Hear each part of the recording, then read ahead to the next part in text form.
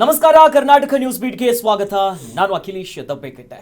ಮಧ್ಯಪ್ರಾಚ್ಯದಲ್ಲಿ ಆರಂಭವಾಗಿರುವಂತಹ ಈ ಯುದ್ಧದ ಎಫೆಕ್ಟ್ ಈಗ ನಮ್ಮ ದೇಶ, ನಮ್ಮ ರಾಜ್ಯ ಹೋಗಿ ಹೋಗಿ ನಮ್ಮ ಮನೆಯ ಅಡುಗೆ ಮನೆಗೆ ಬಂದು ನಿಂತಿದೆ. ಬಹಳ ಪ್ರಮುಖವಾಗಿ PG ಇರ್ಬೋದು, ಹೋಟೆಲ್ ಇರ್ಬೋದು, ಬಿಸಿ ಊಟ ಇರ್ಬೋದು, ವೃದ್ಧಾಶ್ರಮಗಳಿರ್ಬೋದು, ಸಿಲಿಂಡರ್ ಇಲ್ಲ ಅನ್ನುವಂಥ ಸಮಸ್ಯೆ ಎಲ್ಲರನ್ನ ಕಾಡ್ತಾ ಇದೆ. ಜೊತೆಯಲ್ಲಿ ಇದಕ್ಕೆ ಯಾವಾಗ ಪರಿಹಾರ ಅಂತ ಜನ ಈಗಾಗಲೇ ಕಂಗಲಾಗಿದ್ದಾರೆ. ಇದಕ್ಕೆ ಸಂಬಂಧಪಟ್ಟಂತೆ ಸಂಪೂರ್ಣ ಮಾಹಿತಿಯನ್ನ ಇವತ್ತು ಕೊಡ್ತಾ ಜೊತೆಲಿ ವಿಶ್ಲೇಷಣೆಯನ್ನ ಮಾಡ್ತಾ ಹೋಗೋಣ. ಇದೇ ಹೊತ್ತಿನ ವಿಶೇಷ ಗ್ಯಾಸ್ ಕಾಳಸಂತೆ. ಗ್ಯಾಸ್ ಗಂಡಾಂತರ ಅನ್ನೋದು ಎಲ್ಲರನ್ನ ಹಾಹಾಕಾರಕ್ಕೆ ತಳ್ತಾ ಇದೆ. ಯಾವಾಗ ನಿಲ್ಲುತ್ತೆ? ಒಂದು ಕಡೆ ಬೆಲೆ ಜಾಸ್ತಿ ಅಂತಾರೆ, ಮತ್ತೊಂದು ಕಡೆಯಲ್ಲಿ ಕೊರತೆ ಅಂತಾರೆ. ಜೊತೆಲಿ ಈ ಕಾಳಸಂತೆಯ ಆಟ ಕೂಡ ಶುರುವಾಗ್ಬಿಟ್ಟಿದೆ. ಇದಕ್ಕೆ ಸಂಬಂಧಪಟ್ಟಂತೆ ಚರ್ಚೆ ಮಾಡ್ತಾ ಹೋಗೋಣ. ನಮ್ಮ ಜೊತೆಯಲ್ಲಿ ಇವತ್ತು ಪ್ಯಾನೆಲ್ ನಲ್ಲಿ ಕಾಂಗ್ರೆಸ್ಸಿನ ಮುಖಂಡರಾಗಿರುವಂತಹ ಕೋಗಿಲು ವೆಂಕಟೇಶ್ ಸರ್ ಇದ್ದಾರೆ. ಸರ್ ನಮಸ್ಕಾರ ಕಾರ್ಯಕ್ರಮಕ್ಕೆ. ಜೊತೆಲಿ ಇನ್ನು ಬಿಜೆಪಿಯ ಪ್ರತಿನಿಧಿ ಮುಖಂಡರಾಗಿರುವಂತಹ ಉತ್ಕರ್ಷ್ ಅವರಿದ್ದಾರೆ. ಸರ್ ನಿಮಗೂ ಕೂಡ ಸ್ವಾಗತ. ಬಹಳ ಪ್ರಮುಖವಾಗಿ ಇಡೀ ರಾಜ್ಯದ ಜನ ಒಂದು ಕಡೆ ಕಂಗೆಟ್ಟು ಹೋಗ್ಬಿಟ್ಟಿದ್ದಾರೆ. ಆರಂಭಿಕವಾಗಿ ರಾಜ್ಯ ಇರ್ಬೋದು, ಕೇಂದ್ರ 75 ದಿವಸಕ್ಕೆ ನಮ್ಮ ಹತ್ರ ಎಲ್ಲವೂ ಇದೆ ಅಂತ ಮಾತು ಬಂತು. ನಂತರದಲ್ಲಿ 25 ದಿನಕ್ಕೆ ನಾವು ಕಂಪ್ಲೀಟ್ ರೆಡಿ ಆಗಿದ್ದೀವಿ ಮಾತು ಬಂತು. ನಾನು ಮೊದಲಿಗೆ ವೆಂಕಟೇಶ್ ಸರ್ ಕಾಂಗ್ರೆಸ್ ಇಂದ ಶುರು ಮಾಡ್ತಾ ಹೋಗ್ತೀನಿ. ಸರ್ ಇವಾಗ ಈ ಸಿಲಿಂಡರ್ಗೆ ಬರೋಣ. ಏನೋ ಒಂದು ಅನಿರೀಕ್ಷಿತ ಸಮಸ್ಯೆ ಆಗುತ್ತೆ, ಅದು ಕೋವಿಡ್ ಅಥವಾ ಮೆಡಿಕಲ್ಲು ಇಂಥದ್ದೇನೋ ಒಂದು ಬರುತ್ತೆ. ಆಗ ಅದರ ಪಾಲು ಅಥವಾ ಅದರ ಜವಾಬ್ದಾರಿ ಕೇಂದ್ರ ಸರ್ಕಾರದ ಒಂದು ಹೆಜ್ಜೆ ಜಾಸ್ತಿ ಇರುತ್ತೆ, ಮತ್ತೊಂದು ಕಡೆಯಲ್ಲಿ ರಾಜ್ಯಕ್ಕೂ ಆ ಜವಾಬ್ದಾರಿ ಇರುತ್ತಾ ಇಲ್ವಾ ಸರ್? ಈಗ ಇಲ್ಲಿ ಗ್ಯಾಸು ಪೆಟ್ರೋಲಿಯಂ ಪ್ರಾಡಕ್ಟ್ಗಳು ಸಂಬಂಧಪಟ್ಟಂಗೆ ಕೇಂದ್ರ ಸರ್ಕಾರದ ಜವಾಬ್ದಾರಿಗಳು ಒಂದು 70% ಇರುತ್ತೆ. ಸ್ಥಳೀಯವಾಗಿ ಉತ್ಪನ್ನಗಳು ಮಾಡ್ತಕ್ಕಂಥದ್ದು, ಸ್ಥಳೀಯ ವ್ಯವಸ್ಥೆನಲ್ಲಿರ್ತಕ್ಕಂಥದ್ದು ಒಂದು 30% ಇರ್ತದೆ. ಹೌದು. ಮಧ್ಯಪ್ರಾಚ್ಯ ದೇಶಗಳಲ್ಲಿ ಯುದ್ಧ ಸ್ಟಾರ್ಟ್ ಆಯಿತು. ಹೌದು.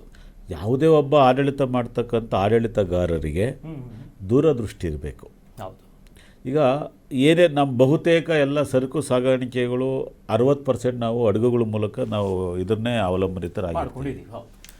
ಸೊ ಕೇಂದ್ರ ಸರ್ಕಾರ ಮಷ್ಟೇನು ಮಾಡ್ತು, ನಮ್ಮ ದೇಶದಲ್ಲಿ ಏನು ಕೊರತೆ ಇಲ್ಲ ಅಂತ ಅನೌನ್ಸ್ ಮಾಡ್ತು. ಒಂದು 2-3 ದಿವಸಕ್ಕೆ ಅದು 50% ಬಂತು. ಈಗ ಕರ್ನಾಟಕ ರಾಜ್ಯದಲ್ಲಿ ಏನಾಗ್ಬಿಟ್ಟಿದೆ ಅಂದರೆ, ಇವತ್ತು ಕೇಂದ್ರ ಸರ್ಕಾರ ಮಾಡಿರ್ತಕ್ಕಂಥ ಕೆಲವೊಂದು ಲೋಪದೋಷಗಳು, ವ್ಯಾವಹಾರಿಕ ಲೋಪದೋಷಗಳು ಇವತ್ತು ಕರ್ನಾಟಕ ರಾಜ್ಯ ಸರ್ಕಾರ ಗ್ಯಾಸ್ ಮೂಲಕ ಅಥವಾ ಇನ್ನೊಂದು ಪೆಟ್ರೋಲಿಯಂ ಉತ್ಪನ್ನಗಳ ಮೂಲಕ ಈಗ ಅನುಭವಿಸಬೇಕಾದ ಬಂದಿದೆ. ಮೊನ್ನೆ ನೋಡ್ತಾ ಇದ್ದೀರಿ ನೀವು, ಅಸೆಂಬ್ಲಿನಲ್ಲಿ ಮುನಿಯಪ್ಪನವರ ಆಹಾರ ಸಚಿವರು ಇದ್ರ ಬಗ್ಗೆ ನಾವೆಲ್ಲ ತಯಾರಾಗಿದ್ದೀವಿ.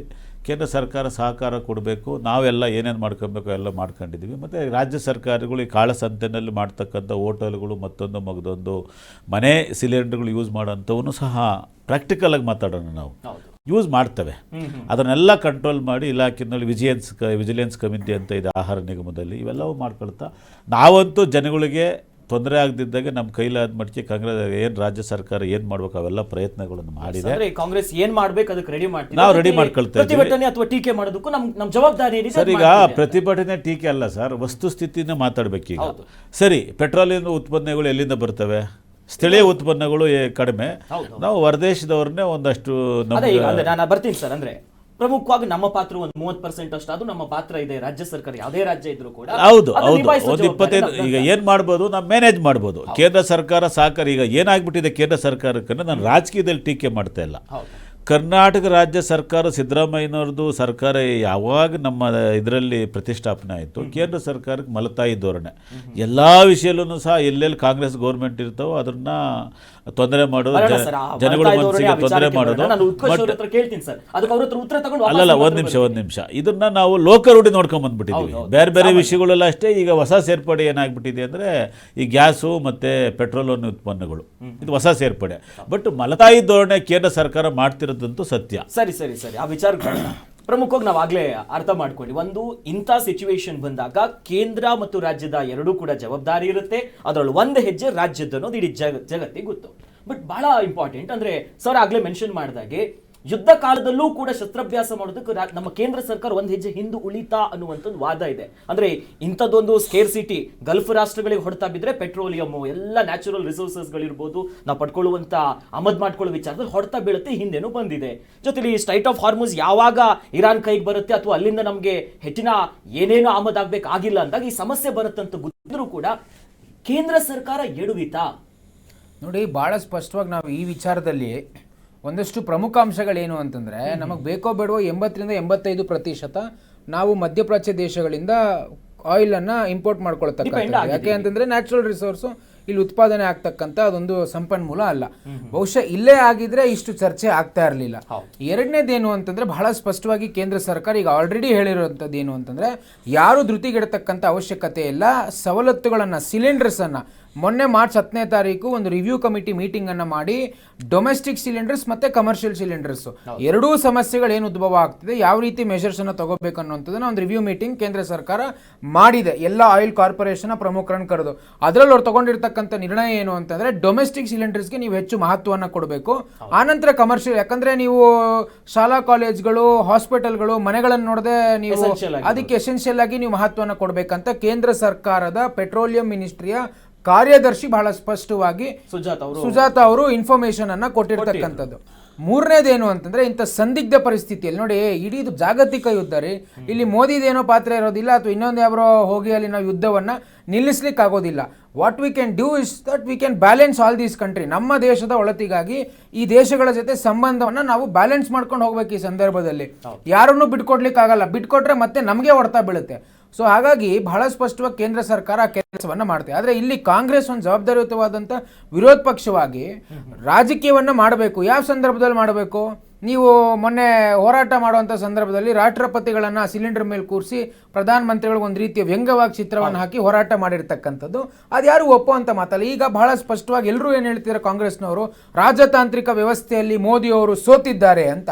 ಸೋತಿದ್ರೆ ನಿನ್ನೆ ತಾನೇ 1.36 ಲಕ್ಷ ಟನ್ ಟ್ಯಾಂಕರ್ ಬಂದಿದೆ. ಇವತ್ತು ಬಂದಿರುವಂತ ಮಾಹಿತಿ 24 ಭಾರತದ ಟ್ಯಾಂಕರ್ಗಳಿಗೆ ಇರಾನ್ ಅವಕಾಶವನ್ನು ಮಾಡಿಕೊಟ್ಟಿದೆ ಸ್ಟೇಟ್ ಆಫ್ ಹಾರ್ಮಸ್ ಮುಖಾಂತರ. ನೀವು ನೋಡಿ, USA ಮತ್ತು ಇಸ್ರೇಲ್ ದೇಶಗಳ ಬೇರೆ ದೇಶಗಳ ಟ್ಯಾಂಕರ್ಗಳಿಗೆ ಮುಲಾಜಿಲ್ದೆ ಬಿಡ್ತಾ ಇಲ್ಲ ಇರಾನ್ ಅವರು, ರೆಸಿಸ್ಟೆನ್ಸ್ ಅನ್ನು ಹಾಕಿದ್ದಾರೆ. ಆದರೆ ಭಾರತದ ಟ್ಯಾಂಕರ್ಗಳಿಗೆ ಇಂಥ ಸಂದಿಗ್ಧ ಪರಿಸ್ಥಿತಿಯಲ್ಲಿ ಕೂಡ ಯಾವ ವಿರೋಧವನ್ನ ಇರಾನ್ ಮಾಡಿಲ್ಲ. ಅಂದ್ರೆ ರಾಜತಾಂತ್ರಿಕ ವ್ಯವಸ್ಥೆಯಲ್ಲಿ ಭಾರತಕ್ಕೆ ಇದು ಸಿಕ್ಕಿರ್ತಕ್ಕಂಥ ಬಹಳ ದೊಡ್ಡ ಗೆಲುವು. ಮಂಗಳವಾರ ನಮ್ಮ ಫಾರಿನ್ ಮಿನಿಸ್ಟರ್ ಜೈಶಂಕರ್ ಅವರು ಇರಾನ್ನ ಫಾರಿನ್ ಮಿನಿಸ್ಟರ್ ಮಾತಾಡಿರ್ತಕ್ಕಂಥದ್ದು ಇಲ್ಲಿನ ಪರಿಸ್ಥಿತಿಯನ್ನು ಅವ್ರಿಗೆ ಹೇಳಿರ್ತಕ್ಕಂಥದ್ದು. ಹಾಗಾಗಿ ಇಲ್ಲಿ ಕಮರ್ಷಿಯಲ್ ನೋಡಿ, ಪೆಟ್ರೋಕೆಮಿಕಲ್ಸ್ ಅನ್ನ ಸ್ಟೋರ್ ಮಾಡಬಹುದು, ನೀವು LPG ಸ್ಟೋರ್ ಮಾಡಕ್ ಆಗಲ್ಲ. ಆ ಕಾರಣಕ್ಕೆ ಇವತ್ತು ಕಮರ್ಷಿಯಲ್ ಅಲ್ಲಿ ಇಷ್ಟು ಸಮಸ್ಯೆ ಆಗ್ತಿದೆ. ಮುಂದಿನ ದಿನಗಳಲ್ಲಿ ಅದನ್ನ ನಿಭಾಯಿಸುವಂತ ನಿಟ್ಟಿನಲ್ಲಿ ಸರ್ಕಾರ ಕೆಲಸವನ್ನ ಮಾಡ್ತಾ ಇದೆ. ನೋಡಿ, ಇವತ್ತು ಮೋದಿ ನೇತೃತ್ವ ಇರೋ ಕಾರಣಕ್ಕೆ ಇವತ್ತು ಇರಾನ್ ಆಗಿರಲಿ, ಅಮೆರಿಕ ಅಥವಾ ಇಸ್ರೇಲ್ ಆಗಿರ್ಬೋದು, ಯಾರು ನಮಗೆ ವಿರೋಧ ಮಾಡ್ತಾ ಇಲ್ಲ. ಇಂಥ ಪರಿಸ್ಥಿತಿಯಲ್ಲಿ ನಮ್ಮ ಭಾರತದ ಟ್ಯಾಂಕರ್ಗಳು ಅತ್ಯಂತ ಸಮೃದ್ಧವಾಗಿ ಸೇಫ್ ಆಗಿ ಭಾರತಕ್ಕೆ ಬರುತ್ತೆ ಅಂತಂದ್ರೆ that is a big win for India's international affairs. ಅದು ಅಲ್ಲ, ಟೋಟಲಿ ಅದನ್ನ ಅಗ್ರಿಮೆಂಟ್ ಅಲ್ಲಲ್ಲ, KH ಮುನಿಯಪ್ಪ ಅವ್ರು ನಿನ್ನೆ ಸ್ಟೇಟ್ಮೆಂಟ್ ಕೊಟ್ಟಿದ್ದಾರೆ. ಇವರು ವೆಂಕಟೇಶ್ ಸರ್ ಹೇಳ್ತಿದ್ರು ನಮ್ಗೆ ಯಾವ ಕೊರತೆ ಇಲ್ಲ, ಇನ್ನೊಂದು 20 ದಿವಸಕ್ಕೆ ಆಗುವಷ್ಟು ಸಿಲಿಂಡರ್ ನಮ್ಮ ಹತ್ರ ಇದೆ ಅಂತ. ಸೊ ಹಾಗಾಗಿ ಕಾಂಗ್ರೆಸ್ನವರು ಸುಳ್ಳು ಮಾಹಿತಿಗಳನ್ನ ಕೊಡೋದು ಬಿಟ್ಟು ಇಂಥ ಸಂದಿಗ್ಧ ಪರಿಸ್ಥಿತಿ, ಏನ್ ಸಿಲಿಂಡರ್ ಕೊರತೆ ಆದ್ರೆ ಬಿಜೆಪಿ ಏನಿರುತ್ತೆ ರೋಲ್ ಇದ್ರಲ್ಲಿ? ರಾಜತಾಂತ್ರಿಕ ವ್ಯವಸ್ಥೆ ಅಂತ ಹೇಳ್ತಿದ್ರಲ್ಲ ಸರ್. ಈಗ ನಾವು ಇಲ್ಲಿ ಆಪೋಸಿಷನ್ನು ಪಾರ್ಟಿಯಾಗಿ ಎಲ್ಲದಕ್ಕೂ ಆಪೋಸಿಷನ್ ಮಾಡ್ತಾ ಇಲ್ಲ. ನಾವು ಕೇಂದ್ರ ಸರ್ಕಾರದಲ್ಲಿ ವಿರೋಧ ಪಕ್ಷದವಾಗಿ ಇರ್ಬೋದು, ಆದರೆ ನಮ್ಮ ದೇಶದ ಜನಗಳ ಪರಿಸ್ಥಿತಿಗಳು ನಾವು ಅವಲೋಕನೆ ಮಾಡಬೇಕಲ್ಲಪ್ಪ. ನಾವು ಒಬ್ಬರದು ಈ ದೇಶದಲ್ಲಿ ಅಡ್ಮಿನಿಸ್ಟ್ರೇಟಿವ್ ಮಾಡಿರ್ತಕ್ಕಂಥ, ಹಂಗಾರೆ BJP ಮಾಡ್ತಕ್ಕಂಥ ಕೆಲವು ರಾಜಕೀಯ ತಪ್ಪು ನಿರ್ಧಾರಗಳನ್ನು ಮಾಡಿ ಇವತ್ತು ವಿಶ್ವದ ಮುಂದೆ ನಾವೇನಾದ್ರು ಮಂಡಿ ಊರಿ ನಾವು ಅದನ್ನು ಕೇಳಬಾರ್ದಾಗಾದರೆ. ಇದು ನರೇಂದ್ರ ಮೋದಿಯವರು ಒಂದು ಕಡೆ ಎಲ್ಲ ಒಂದು ಕಡೆ ಅಮೇರಿಕದ ಅಧ್ಯಕ್ಷ ಟ್ರಂಪನ್ನು ಭಾಳ ಚೆನ್ನಾಗಿ ನನ್ನ ಫ್ರೆಂಡು ಅಂತ ಹೇಳ್ತಾರೆ ಕೆಲವೊಂದು ವಿಷಯದಲ್ಲಿ. ಈಗ ನಾನು ಯಾಕೆ ದೂರದೃಷ್ಟಿ ಅಂತೇಳಿ ರಾಜಕಾರಣ ಬೇರೆ ವಿಷಯದಲ್ಲಿ ಮಾಡೋಣ, ನಾವು ಥರ BJP ಅವ್ರ ಥರ ಎಲ್ಲದರಲ್ಲೂ ರಾಜಕಾರಣ ಮಾಡಲ್ಲ. ನೀವು ಅಪ್ರಿಷಿಯೇಟ್ ಒಳ್ಳೆ ಕೆಲಸ ಮಾಡಿದ್ರೆ ನಾವು ನಿಮ್ಮ ಜೊತೆನಲ್ಲಿರ್ತೀವಿ. ಬಟ್ ಅಂದ್ರೆ ಈ ವಿಚಾರದಲ್ಲಿ ಎಲ್ಲೋ ಒಂದ್ ಕಡೆ ಭಾರತ ಮಂಡಿ ಉರ್ತು ಅಥವಾ ಪ್ರಧಾನಿ ಮಂತ್ರಿಗಳು ಮಂಡಿ ಉರ್ದ್ರ ಅನ್ನೋ ಪ್ರಸಂಗ ಕಾಣಿಸಲ್ಲ. ಯಾಕಂತಂದ್ರೆ ಈ ಸ್ಟ್ರೈಟ್ ಆಫ್ ಹಾರ್ಮೋಸ್ ನೋಡಿದಾಗ ಸರ್, ನಾನು ಮಂಡಿ ಊರ್ತ ಅಂತ ಹೇಳ್ಬಿಟ್ಟು ಶರಣಾಗೈತಂತ ಹೇಳೋಕ್ಕಾಗಲ್ಲ. ಯಾವುದೇ ಒಬ್ಬ ಆಡಳಿತಗಾರನಿಗೆ ದೇಶದ ಭವಿಷ್ಯ ನೋಡಬೇಕು. ಮುಂದಿನ ಒಂದು 10-15 ವರ್ಷಗಳು 20 ವರ್ಷಗಳ ಕಾಲ ಭವಿಷ್ಯದಲ್ಲಿ ರಾಜಕಾರಣ ಮಾಡಬೇಕು. ಈಗ ಇದೇನು ಸಡನ್ನಾಗಿ ಏನು ಬೆಳಗ್ಗೆ ಎದ್ದು ಸಾಯಂಕಾಲ ಯುದ್ಧ ಸ್ಟಾರ್ಟ್ ಆಗ್ಬಿಡ್ತಾ?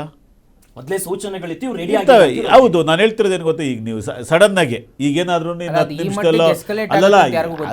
ತಿಳ್ಕೊಬೇಕು ಇಂಟೆಲಿಜೆಂಟ್ ಯಾಕಿದೆ, ಇಂಟೆಲಿಜೆನ್ಸ್ ಯಾಕಿದೆ, ಹೊರಗಡೆ ದೇಶದಲ್ಲಿ ಏನೇನಾಗ್ತಿದೆ. ಅದಕ್ಕೆ ನಾನು ಯಾಕೆ ಹೇಳ್ತಿರ್ತೀನಿ ಅಂದರೆ, ಈ BJPನವರಿಗೆ ಧರ್ಮ ಆಧಾರಿತ ರಾಜಕಾರಣ ಬಿಟ್ಟರೆ ನಿಮಗೆ ದೇಶದ ಬಗ್ಗೆ, ಇನ್ನು ಇಂಟರ್ನ್ಯಾಷನಲ್ ವಿಚಾರಗಳ ಬಗ್ಗೆ ನಿಮ್ಗೆ ಅರಿವೇ ಇರಲ್ಲ. ನೀವೇನು ಮಾಡಬೇಕು, ರಾಜಕಾರಣ ಮಾಡಬೇಕು, ದೇವರು ದಿಂಡು ನಿಂತ್ಕೊಂಡು ರಾಜಕಾರಣ ಮಾಡಬೇಕು, 2 ಓಟ್ ತಗೊಳ್ಬೇಕು ರೀ ಸ್ವಾಮಿ. ಈಗ ಮಧ್ಯಪ್ರಾಚ್ಯದಲ್ಲಿ ಯುದ್ಧ ಸ್ಟಾರ್ಟ್ ಆಗ್ತಿದ್ದು, ಬೆಳಗ್ಗೆ ಸ್ಟಾರ್ಟ್ ಆಗಿ ಸಾಯಂಕಾಲ ಕೊರತೆ ಆಗುತ್ತಾ? ಸರಿ, ನೀವು ವಿದೇಶಾಂಗ ಜೈಶಂಕರ್ ಅವರು ಮೊನ್ನೆ ವಿದೇಶಾಂಗ ಕಾರ್ಯದರ್ಶಿಗಳು ಮಾತಾಡಿದ್ದಾರೆ ಯಾವಾಗ? ಈಗ ಆಲ್ರೆಡಿ ಯುದ್ಧ ಸ್ಟಾರ್ಟ್ ಆಗಿ ಹೇಳ್ತೀನಿ, ಈಗ ಆಲ್ರೆಡಿ ಒಂದು 15 ದಿವಸ ಆಯ್ತಾ. ನೀವು ಜೈಶಂಕರ್ ಮಾತಾಡಿರೋದು ಯಾವಾಗ? ಮೊನ್ನೆ 2 ದಿವಸಕ್ಕೆ ಮೊದಲು ನಾನು ಹೇಳ್ತಿರೋದೇನೆಂದರೆ ರಾಜಕಾರಣ ಬದಿಗೆ ಹೊತ್ಬಿಡೋಣ. ನಮ್ಮ ದೇಶ ಹಂಗಾರೆ ಇವತ್ತೊಂದು ದಿವಸ ನೀವು ನಂಬಲ್ಲ, ನನ್ನ ಪ್ರಾಕ್ಟಿಕಲ್ ಹೇಳ್ತೀನಿ. ನೆನ್ನೆ ಹೋಗಿ ನಾನು ಪ್ರಿಕಾಷನ್ಗೆ ಒಂದು ಸ್ಟವ್ ಕೊಂಡ್ಕೊಂಬಂದಿದ್ದೀನಿ. ಇಫ್ ಯು ವಾಂಟ್ ನಾನು ಬಿಲ್ ಕೂಡ ಶೋ ಮಾಡ್ತಾ ಇದ್ದೀನಿ. ಎಷ್ಟೋ ಜನಕ್ಕೆ ಇನ್ನೂ ಕೆಲವು ಕಡೆ ನಾನು ಹೇಳ್ತಿರೋದೇನೆಂದರೆ, ಈಗ ಕೆಲವರು ಇನ್ನೇನೋ ಒಂಥರ ಇದೆ, ಕೆಲವ್ರಿಗೆ ಬೇಕಾದವ್ರಿಗೆ ಮಾತ್ರ ನರೇಂದ್ರ ಮೋದಿ ಅವ್ರ ಸರ್ಕಾರ ಎಲ್ಲ ಗ್ಯಾಸನ್ನು ಸಪ್ಲೈ ಮಾಡಿಬಿಟ್ಟಿದೆ. ಉದ್ದೇಶಪೂರ್ವಕವಾಗಿ ದೇಶದಲ್ಲಿ ಅದನ್ನ ಅಜಾಗರೂಕತೆ ಸೃಷ್ಟಿ ಮಾಡಕ್ಕೆ ತಯಾರು ಮಾಡ್ತಿದೆ. ಆರೋಪಗಳು ಅಥವಾ ಅಂಥದ್ದು ಆಗಿದೆಯೋ ಗೊತ್ತಿಲ್ಲ. ಸರಿ, ಸರ್ ಈಗ ಒಂದು ನಿಮಿಷ, ಕೆಲವು ಏಜೆನ್ಸಿಗಳಿಗೆ ಮಾತ್ರ ಗ್ಯಾಸ್ ಸಿಗ್ತಾ ಇದೆ, ಕೆಲವು ಏಜೆನ್ಸಿಗಳೆಲ್ಲ ಸಿಗ್ತಾ ಇಲ್ಲ ಅಂದ್ರೆ ವಾಟ್ಸ್ ಮೀನಿಂಗ್ ದಟ್? ಒಂದು ಸೇಮ್ ಸರ್, ನಿಮ್ ಪ್ರಕಾರ ಈಗ ಕೆಲವೊಂದು ಏಜೆನ್ಸಿಗೆ ಹೋಗ್ತಿದೆ, ಕೆಲವರು ಕೊಡ್ತಾ ಇಲ್ಲ ಅಂತ. ಈಗ ಕಾಳ ಸಂತೆ ಅನ್ನೋ ನಿಜಕ್ಕೂ ರಾಜ್ಯದಲ್ಲಿ ಆಗ್ತಾ ಇದೆ, ಯಾಕಂತಂದ್ರೆ ಒಂದು ಪ್ಯಾನಿಕ್ ಮೂಡ್ ಕ್ರಿಯೇಟ್ ಆಗಿದೆ. ಈಗ ಅಂಥದ್ದು ಜಸ್ಟ್ ಫಾರ್ ಎಕ್ಸಾಂಪಲ್, ಎಲ್ಲೋ ಬಸವೇಶ್ವರ ನಗರದಲ್ಲಿ ಏನೋ ಒಂದು ಕಾಳಸಂತೆ ಆಗ್ತಿದೆ, ಏಜೆನ್ಸಿಗೆ ಅವ್ರು ಕೊಡ್ತಿದ್ದಾರೆ ಅಂತ. ನಮ್ಮಿರೋದು ರಾಜ್ಯ ಸರ್ಕಾರ ಅಲ್ಲ ಸರ್, ರಾಜ್ಯ ಸರ್ಕಾರ ಜವಾಬ್ದಾರಿ ಇದೆಯಲ್ಲ ಸರ್? ಸರ್ ಈಗ ನೀವು ಕಾಳಸಂತೆ ಅಂದ್ರೆ ಓಪನ್ ಅಲ್ಲಿ ಯಾರಾದ್ರೂ ಆಚೆ ಕಡೆ ಮಾಡ್ತಿದ್ರೆ ಕಂಡುಹಿಡಿಬಹುದು. ನಾನು ಹೇಳ್ತಿರೋದು, ನೀವು ಕೊಡ್ಬೇಕಾಗಿರ್ತಕ್ಕಂಥವ್ರಿಗೆ ಪಶ್ಚಾತ್ತಾಪ ಮಾಡ್ತಿದ್ರಲ್ಲಪ್ಪ ಗ್ಯಾಸಿನ ಸಪ್ಲೈ ಮಾಡೋದನ್ನ. ನಾನು ಹೇಳ್ತಿರೋ ಒಂದು ವಿಷಯ ಅರ್ಥ ಮಾಡ್ಕೊಳ್ಳಿ. ನಾನು ಹೇಳ್ತಿರೋ ಸೂಕ್ಷ್ಮತೆ ಏನಂದ್ರೆ, ಈಗ ನಿಮಗೆ ಓಪನ್ ಆಗಿ ಕೊಟ್ಟರೆ ಪರವಾಗಿಲ್ಲ. ಈಗ 10 ಏಜೆನ್ಸಿ ಇರ್ತಾವಪ್ಪ, ನಿಮಗೆ ಸೆಲೆಕ್ಟೆಡ್ ಮಾಡಿ 5 ಏಜೆನ್ಸಿಗೆ ಮಾತ್ರ ನೀವು ಗ್ಯಾಸ್ ಸಪ್ಲೈ ಮಾಡ್ತಾರೆ. 5 ಏಜೆನ್ಸಿಗಳು ಒಂದು ಏರಿಯಾ ವೈಸ್ ನೋಡ್ಕೊಂಡು ನೀವು ಮಾಡಲ್ಲ ಅಂದರೆ ಅದು ಎಲ್ಲ ಒಂದು ಕಡೆ ಕೇಂದ್ರ ಸರ್ಕಾರದ ವೈಫಲ್ಯನೇ ಅಲ್ವಾ, ಪಕ್ಷಪಾತ ಧೋರಣೆ ಅಲ್ವಾ ಅದು? ಕಾಳಸಂತೆ ಅಂದರೆ, ಕಾಳಸಂತೆ ನಾವು ಮಾರ್ತಾ ಇದ್ರೆ ಹಿಡಿಬೋದಪ್ಪ, ಒಪ್ಕೊಳ್ತೀನಿ. ನೀವು ಗ್ಯಾಸ್ ಎಲ್ಲರಿಗೂ ಸಮಾನವಾಗಿ ಕೊಟ್ಟರು ನೀವು ಯಾರೇ ಹಂಚಿಕೆ ಮಾಡ್ತಿಲ್ಲ ಅಂದರೆ ರಾಜ್ಯ ಸರ್ಕಾರಕ್ಕೆ, ಆಹಾರ ಇಲಾಖೆಗೆ ಕೇಳ್ತಕ್ಕಂಥ ಅಧಿಕಾರನಿದೆ, ಅಧಿಕಾರ ವರ್ಗಗಳನ್ನು ಹಿಡಿತಾರೆ. ಆದರೆ ನೀವು ಸಪ್ಲೈ ಮಾಡ್ತಿರೋದೇ ಎಲ್ಲೋ ಒಂದು ಕಡೆ ಪಶ್ಚಾತ್ತಾಪ ಮಾಡ್ತಿದ್ದೀರಲ್ಲ, ಪಕ್ಷಪಾತ ಮಾಡ್ತಿದ್ದೀರಲ್ಲ, ಅದಕ್ಕೆ ಯಾರು ಜವಾಬ್ದಾರರು? ಇದಕ್ಕೆ ಉತ್ಕರ್ಷ್ ಅವರೇ ಉತ್ತರ ಕೊಡ್ಬೇಕು. ಯಾಕಂದ್ರೆ ಅನುದಾನದ ವಿಚಾರದಲ್ಲಿ ಮಲದಾಯ ಧೋರಣೆ ಅಂತ ಹೇಳಿದ್ರು, ನಂತರದಲ್ಲಿ ಇದರಲ್ಲೂ ಕೂಡ ಪಕ್ಷಪಾತ, ತಾರತಮ್ಯ. ಹೌದಾ, ಈ ಗ್ಯಾಸ್ ಸಪ್ಲೈ ಇದರಲ್ಲೂ ಕೂಡ ಆಗ್ತಿದೆಯಾ? ಏನಪ್ಪ, ನನಗೂ ಶಾಕಿಂಗ್ ಆಗಿದೆ. ಎಲ್ಲೋ ಕರ್ನಾಟಕದ ಯಾವುದೋ ಊರಲ್ಲಿ ಕಾಳಸಂತೆಯಲ್ಲಿ ಸಿಲಿಂಡರ್ನ ಮಾರಾಟ ಮಾಡ್ತೀರ ಅಂತಂದ್ರೆ it is the responsibility of the state government ರೀ. ಏನು ಮಿಲಿಟರಿನ ಕರ್ಸಕ್ಕಾಗುತ್ತೆ ನಾವು ಸೆಂಟ್ರಿಂದ? ಎಕ್ಸಾಕ್ಟ್ಲಿ. ಸೊ ಹಾಗಾಗಿ ಇವತ್ತು ಪರಮೇಶ್ವರ್ ಅವರು ಕೂಡ ಹೇಳಿದ್ದಾರೆ, ಅವ್ರಿಗೆ ನಾನು ಆದೇಶ ಕೊಟ್ಟಿದ್ದೀನಿ, ನಾವು ಕಠಿಣ ಕಾನೂನು ಅಂತ. ಗೊತ್ತಿಲ್ಲ, ಯಾಕಂದರೆ ಪರಮೇಶ್ವರ್ ಅವರು ಪಾಪ ಅವ್ರಿಗೆ ವಿಷಯನೇ ಗೊತ್ತಿರಲ್ಲ, ಬಟ್ ತಿಳ್ಕೊಂಡಿದ್ದಾರಲ್ಲ, ಅದಕ್ಕೆ ನಾವು ಅವ್ರಿಗೆ ಕೃತಜ್ಞತೆಯನ್ನು ಸಲ್ಲಿಸ್ತೀವಿ. ಹಾಗಾಗಿ ಕಾಳಸಂತೆಯಲ್ಲಿ ಯಾರಾದರೂ ಮಾರಾಟವನ್ನು ಮಾಡ್ತಾ ಇದ್ದಾರೆ, ಅದು ರಾಜ್ಯ ಸರ್ಕಾರದ ಕ್ರಮ ತಗೋಬೇಕು. ಮತ್ತು ಆಲ್ರೆಡಿ ಎಸ್ಮಾವನ್ನು ಜಾರಿ ಮಾಡಿದೆ ಕೇಂದ್ರ ಸರ್ಕಾರ, ಕಠಿಣ ಕ್ರಮವನ್ನು ಜರುಗಿಸ್ಬೇಕು ಅವ್ರ ಮೇಲೆ ಅಂತ. ಆಮೇಲೆ ಭಾಳ ಪ್ರಮುಖವಾಗಿ ನಾವು ಗಮನಿಸಬೇಕಾದಂಥ ಮತ್ತೊಂದು ಅಂಶ ಏನು ಅಂತಂದರೆ, ಸುಳ್ಳುಗಳನ್ನು ಹರಡಿ ಜನರನ್ನು ಇನ್ನಷ್ಟು ಗೊಂದಲದಲ್ಲಿ ಇಡ್ತಕ್ಕಂಥ ಕೆಲಸವನ್ನು ಕಾಂಗ್ರೆಸ್ನವ್ರು ಮಾಡಬಾರ್ದು. ಹಾಗಾಗಿ ಇಂಥ ಸಂದಿಗ್ಧ ಪರಿಸ್ಥಿತಿಯಲ್ಲಿ ನೇಷನ್ ಫಸ್ಟ್ ಎನ್ನುವಂಥ ಚಿಂತನೆ ನಾವೆಲ್ಲ ಕೂಡ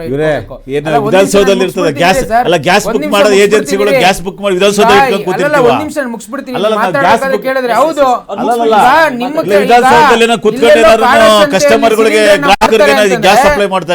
responsibility of the state government.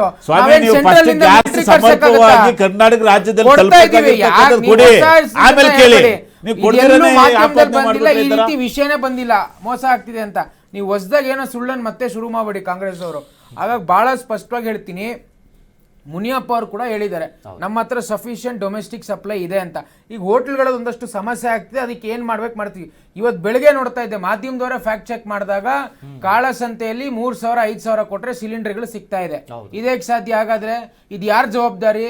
ಕೇಂದ್ರ ಸರ್ಕಾರ ಅಮಿತ್ ಶಾ ಬಂದು ನೋಡಕ್ ಆಗೋದಿಲ್ಲ, ರಾಜ್ಯ ಸರ್ಕಾರದ ಗೃಹ ಸಚಿವರು ಜಿ ಪರಮೇಶ್ವರೇ ನೋಡಬೇಕು. ಸೊ ಹಾಗಾಗಿ ಸುಳ್ಳುಗಳನ್ನು ಹೇಳುವಂಥದ್ದು, ಜನರನ್ನು ದಾರಿ ತಪ್ಪಿಸ್ತಕ್ಕಂಥದ್ದು ಬಿಟ್ಟು ಸ್ಪಷ್ಟವಾಗಿ ನಿರ್ಧಾರ ತಗೊಳ್ಬೇಕು. 2013ರಲ್ಲಿ ಇದೇ ರೀತಿ ತೈಲ ಬೆಲೆ ಸಮಸ್ಯೆ ಬಂದಾಗ ವೀರಪ್ಪ ಮೊಯ್ಲಿ ಅವರು ಸ್ಟೇಟ್ಮೆಂಟ್ ಕೊಡ್ತಾರೆ, 8 ಗಂಟೆ ಮೇಲೆ ಪೆಟ್ರೋಲ್ ಬಂಕ್ ಮುಚ್ಚಿಬಿಡಿ ಅಂತ. ಇವತ್ತು ಬಾಂಗ್ಲಾದೇಶ, ಶ್ರೀಲಂಕಾ, ಬೇರೆ ದೇಶಗಳಲ್ಲಿ ಶಾಲಾ ಕಾಲೇಜು ಯೂನಿವರ್ಸಿಟಿಗಳು ಮುಚ್ಚುವಂಥ ಪರಿಸ್ಥಿತಿ ಬಂದಿದೆ. ಆದರೆ ಭಾರತಕ್ಕೆ ಆ ಪರಿಸ್ಥಿತಿ ಏನು ಬಂದಿಲ್ಲ. ಯಾಕೆ ಅಂತಂದರೆ we have a very strong administration, sufficient reserves ನಮ್ಮ ಹತ್ರ ಇದೆ. ಮುಂದಿನ ದಿನಗಳಲ್ಲಿ ಯಾವ ನಿರ್ಧಾರ ತಗೋಬೇಕು ಆ ನಿಟ್ಟಿನಲ್ಲಿ ಕೇಂದ್ರ ಸರ್ಕಾರ ತಗೊಳ್ತಾ ಇದೆ. ಇವ್ರು ಕಾಂಗ್ರೆಸ್ ಅವ್ರ ರೀತಿ ಪೆಟ್ರೋಲ್ ಬಂಕ್ ಮುಚ್ಚಿಬಿಡಿ, ಬೆಲೆ ಜಾಸ್ತಿ ಮಾಡ್ಬಿಡಿ, ಈ ರೀತಿ ಹೊತ್ತು ಮಾಡಿಲ್ಲ. ಇವ್ರು ಕಾಲ್ಗಟ್ಟ ಇದ್ದಾಗ 1,400 ರೂಪಾಯಿ ಇತ್ತು ರೀ 14 kg ಸಿಲಿಂಡರ್. ಒಂದು ನೀವು ಸಮರ್ಥನೆ ಮಾಡ್ತಿರೋದು ಕರೆಕ್ಟ್ ಆಗಿದೆ, ಬಟ್ ಯಾಕೆ ಒಂದೇ ಸಲ ಈ ಗ್ಯಾಸ್ಗಳ ಬೆಲೆ ಏರಿಕೆ ಯಾಕಾಯ್ತು? ಬೆಲೆ ಏರಿಕೆ ಎಲ್ಲೂ ಆಗಿಲ್ಲ, ನಾವು ಇನ್ನ ಬೇರ್ ಮಾಡ್ಕೊಡ್ತಾ ಇದೀವಿ. ನೀವು ಸಿಲಿಂಡರ್ ಸ್ಟ್ಯಾಂಡರ್ಡ್ ಅನ್ನು ನೋಡಿದ್ರೆ 970 ರೂಪಾಯಿ ಇರಬೇಕು, ಇವತ್ತು ಎಷ್ಟಿದೆ? ಇನ್ನ 960 ರೂಪಾಯಿ ಅಷ್ಟೇ ಆಗಿರ್ತಕ್ಕಂಥದ್ದು. ಅದು ಏನು ಯುದ್ಧದ ಸಮಯ ಆಗಿರೋ ಗ್ಯಾಪ್ ಅಲ್ಲೇ ಸಡನ್ ಆಗಿ ಯುದ್ಧದ ಸಮಯ ಅಂತ. ಯುದ್ಧದ ಸಮಯ ಶಾರ್ಟೇಜ್ ಇದ್ದಾಗ ಆಬ್ವಿಯಸ್ಲಿ ನೀವು ಮಾರ್ಕೆಟ್ ಸಪ್ಲೈ ಡಿಮ್ಯಾಂಡ್ ನೋಡ್ಬೇಕಾಗುತ್ತೆ. 15 ದಿವಸಕ್ಕೆ ಶಾರ್ಟೇಜ್ ಪರಿಸ್ಥಿತಿ. 915 960 ಆಗಿದೆ. ಇವರಿದ್ದಾಗ 1200 ರೂಪಾಯಿ 1400 ರೂಪಾಯಿ 2013ರಲ್ಲಿ. ಹಸಿ ಸುಳ್ಳನ್ನ ಬಿಜೆಪಿ ಮುಖಂಡರು ಹಸಿ ಸುಳ್ಳನ್ನ ದಯಮಾಡಿ 2012ನೇ ಇಸ್ವಿನಲ್ಲಿ ನಮ್ಗೆ ಗ್ಯಾಸ್ ಸಿಲಿಂಡರ್ ಇರ್ತಕ್ಕಂಥದ್ದು ಬೆಲೆ 310 ರೂಪಾಯಿ ಅಲ್ಲಲ್ಲ 310 ರೂಪಾಯಿ ಗ್ಯಾಸ್ ಸಿಲಿಂಡರ್ ಮೌಲ್ಯ ಅವತ್ತಿಗೆ. ದಯಮಾಡಿ ಇದನ್ನು ವಿಮರ್ಶೆ ಮಾಡಿ 310 ರೂಪಾಯಿ 2012ರಲ್ಲಿ ಎಲ್ಲಿ ಅದೇ 1400 ರೂಪಾಯಿ ಹೋಗಿರ್ತಕ್ಕಂಥದ್ದು ಬಿಜೆಪಿ ಸರ್ಕಾರದಲ್ಲಿ. ಬಿಜೆಪಿ ಸರ್ಕಾರದಲ್ಲಿ 1500 ಅದಲ್ಲ 2014 ಯಾವಾಗ 21/2014ರಲ್ಲಿ ನೆಟ್ ಅಮೌಂಟ್ 1269 ರೂಪಾಯಿ ಗ್ಯಾಸ್ ಅನ್ನ ಬುಕ್ ಮಾಡಿ ತೋರಿಸಿ ದಯವಿಟ್ಟು. ಯಾರು ಇದೇ ಕಾಂಗ್ರೆಸ್ ಸರ್ಕಾರ ಇದ್ದಾಗ. ನಾನು ಸುಳ್ಳು ಹೇಳ್ತಾ ಇಲ್ಲ, ನಿಮಗ್ ಬಿಲ್ಲೇ ತೋರಿಸ್ತೇನೆ. ಸಾಧ್ಯ ಹೇಗಾಯ್ತು? ಇವತ್ತೆಷ್ಟಿದೆ ಅದು ರೀ? ಇವತ್ತು ಮನೆಗೆ ಬಂದು ಕೊಟ್ಟು ಎಲ್ಲ ಸೇರಿ ನಿಮಗೆ 960 ರೂಪಾಯಿ ಸಿಗ್ತಾ ಇದೆ. ಅವತ್ತು ಎಷ್ಟಿತ್ತು? ಬೆಲೆ ರೈಸ್ ಆಗಿದ್ದಾಗ ಬ್ಯಾರೆಲ್ ಪೆಟ್ರೋಲಿಯಂ ಬ್ಯಾರೆಲ್ ಮೌಲ್ಯಗಳು ಎಷ್ಟಿರ್ತದೆ, ಇವತ್ತೆಷ್ಟಿದೆ ನೋಡಿ. ಯುದ್ಧದ ಸಂದರ್ಭ ಇದ್ದಾಗ ನೀವು ಜಾಗತಿಕ ಮಟ್ಟದಲ್ಲಿ market prices sudden there may be rise and fall, ಏರುಪೇರುಗಳು ಆಗ್ತವೆ. ಸಪ್ಲೈ ಡಿಮ್ಯಾಂಡ್ ಜಾಸ್ತಿ ಆಗುತ್ತೆ, ಕಮ್ಮಿ ಆದಾಗ ಅದು ಆಯಿಲ್ ಇಂಡಸ್ಟ್ರೀಸ್ ನಿರ್ಣಯ ತಗೊಳ್ತಾರೆ. ಸೊ ಹಾಗಾಗಿ ಈ ಎಲ್ಲ ಅಂಶಗಳನ್ನು ನೋಡ್ಕೊಂಡು ಬಹುಶಃ ಈಗ with in the minimum standard ಇದೆ. ನೀವು ಜಾಸ್ತಿ ಆಗಿದೆ ಅಂತ ಏನು ಇವತ್ತು 1200 ಇದ್ದಾಗ ಜನಕ್ಕೆ ಓಕೆ, ಇವತ್ತು 960 ರೂಪಾಯಿ ವಿತ್ ಇನ್ ಮಿನಿಮಮ್ ಸ್ಟ್ಯಾಂಡರ್ಡ್.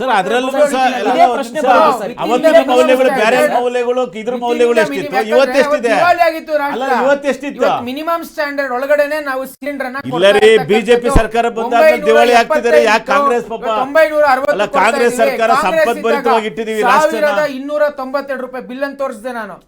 ಯಾವ ಬೇಸಿಸ್ ಮೇಲೆ ಮಾತಾಡ್ತಾರೆ ಕಾಂಗ್ರೆಸ್ ಅವರು? ಯಾವ ಮುಖ ಇಟ್ಕೊಂಡು ಮಾತಾಡ್ತಾರೆ? ಒಂದು ಈ ಪ್ರಮುಖವಾಗಿ ಈಗ ಸಡನ್ ಆಗಿ ಬೆಲೆ ಏರಿಕೆ ಆಯ್ತು, ಸದ್ಯದ ಪರಿಸ್ಥಿತಿ ಹಂಗಿದೆ ಜಾಗತಿಕ ಮಟ್ಟದಲ್ಲಿ ಅನ್ನೋದು ಒಂದು ಲೆಕ್ಕಾಚಾರ. ನಾವು ಈ ರಿಸರ್ವ್ ಮಾಡಿ ಇಟ್ಕೊಂಡಿರ್ತೀವಿ, ನಮ್ಮ ಮಂಗಳೂರು ಇರ್ಬೋದು, ವಿಶಾಖಪಟ್ಟಣಂ ಇರ್ಬೋದು. ಬಟ್ ಈ ಕಡಿಮೆ ಟೈಮಲ್ಲಿ ಒಂದು 20-25 ದಿವಸ ಆಗಿದ್ರೆ ಹೌದಪ್ಪ ಎಲ್ಲ ಇಂಟರ್ನ್ಯಾಷನಲ್ ಅನ್ಬೋದಿತ್ತು. ಈ ಶಾರ್ಟ್ ಪೀರಿಯಡ್ ಆಫ್ ಟೈಮ್ ಇವತ್ತೊಂದು 15 ದಿವಸಕ್ಕೆ ಬಂದಿರ್ಬೋದು, ಈ ಕಳೆದೊಂದು 1 ವಾರದಿಂದಲೂ ಕೂಡ ಚರ್ಚೆಯಲ್ಲಿದೆ. ಇಂಥದ್ದೊಂದು ಸಿಚುವೇಶನ್ ಯಾಕೆ ಬಂತು?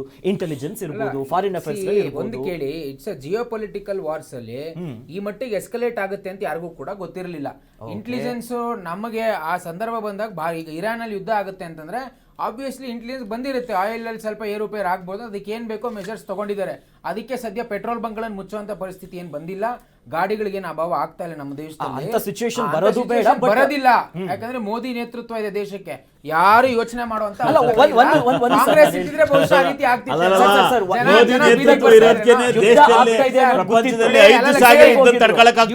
ಅರಬ್ನ ಒಬ್ಬ ಪ್ರತಿನಿಧಿ ಹೇಳ್ತಾರೆ ಮೋದಿ ಒಂದ್ ಫೋನ್ ಅಂತ ತಗೊಂಡ್ರೆ ಯುದ್ಧವನ್ನ ನಿಲ್ಲಿಸಬಹುದು ಅಂತ. ಏನ್ ಮಾತಾಡ್ತೀರಾ? ಪಾಕಿಸ್ತಾನ ಪಕ್ಕದ ದೇಶಗಳ ಪರಿಸ್ಥಿತಿ ಸ್ವಲ್ಪ ನೀವು ಅನಲೈಸ್ ಮಾಡಿ. ನಮ್ಮ ದೇಶದಲ್ಲಿ ಪೆಟ್ರೋಲ್ LPG ನ ಸ್ಟೋರ್ ಮಾಡಕ್ ಆಗಲ್ಲ ಸ್ವಾಮಿ. ಹಾಗಾಗಿ ಈಗ 24 ಟ್ಯಾಂಕರ್ಸ್ ಅಲ್ಲಿಂದ ಬರ್ತಾ ಇದೆ ನಮಗೆ. ಬಂದಿದ ತಕ್ಷಣ ಅವಕ್ಕೂ ಕೂಡ ಕಮರ್ಷಿಯಲ್ ಸಿಲಿಂಡರ್ಸ್ಗೆ ಯಾವ ಮೆಜರ್ಸ್ ಅಂತ ತಗೊಳ್ತೀವಿ. ಆದ್ರೆ ಇವತ್ತಿಗೂ ಮನೆಯಲ್ಲಿ ಸದೃಢವಾಗಿ ಹೆಣ್ಮಕ್ಳು ಅಡುಗೆ ಮಾಡ್ತಾ ಇದ್ದಾರೆ ಅಂತಂದ್ರೆ ಇವತ್ತು ಆ ಪರಿಸ್ಥಿತಿ ಏನು ಉದ್ಭವ ಆಗಿಲ್ಲ ದೇಶಕ್ಕೆ. ಬಹುಶಃ ಕಾಂಗ್ರೆಸ್ ಇದ್ರೆ ಬೀದಿ ಬರ್ಬೇಕಾಗಿಲ್ಲ.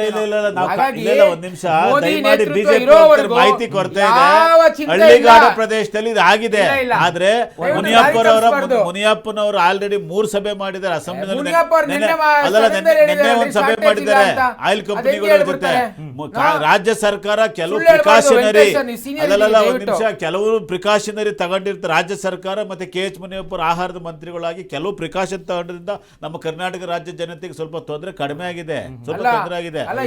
ಹೆಜ್ಜೆ ಮುಂದೆ ಹೋಗಿ ತರಿಸ್ಬಿಟ್ರೆ ಇರಾನ್ ನ ಮಾನವೀಯತೆ ಅಂತಾರೆ, ಬಂದಿಲ್ಲ ಅಂದ್ರೆ ಮೋದಿ ಸೋಲು ಅಂತಾರೆ.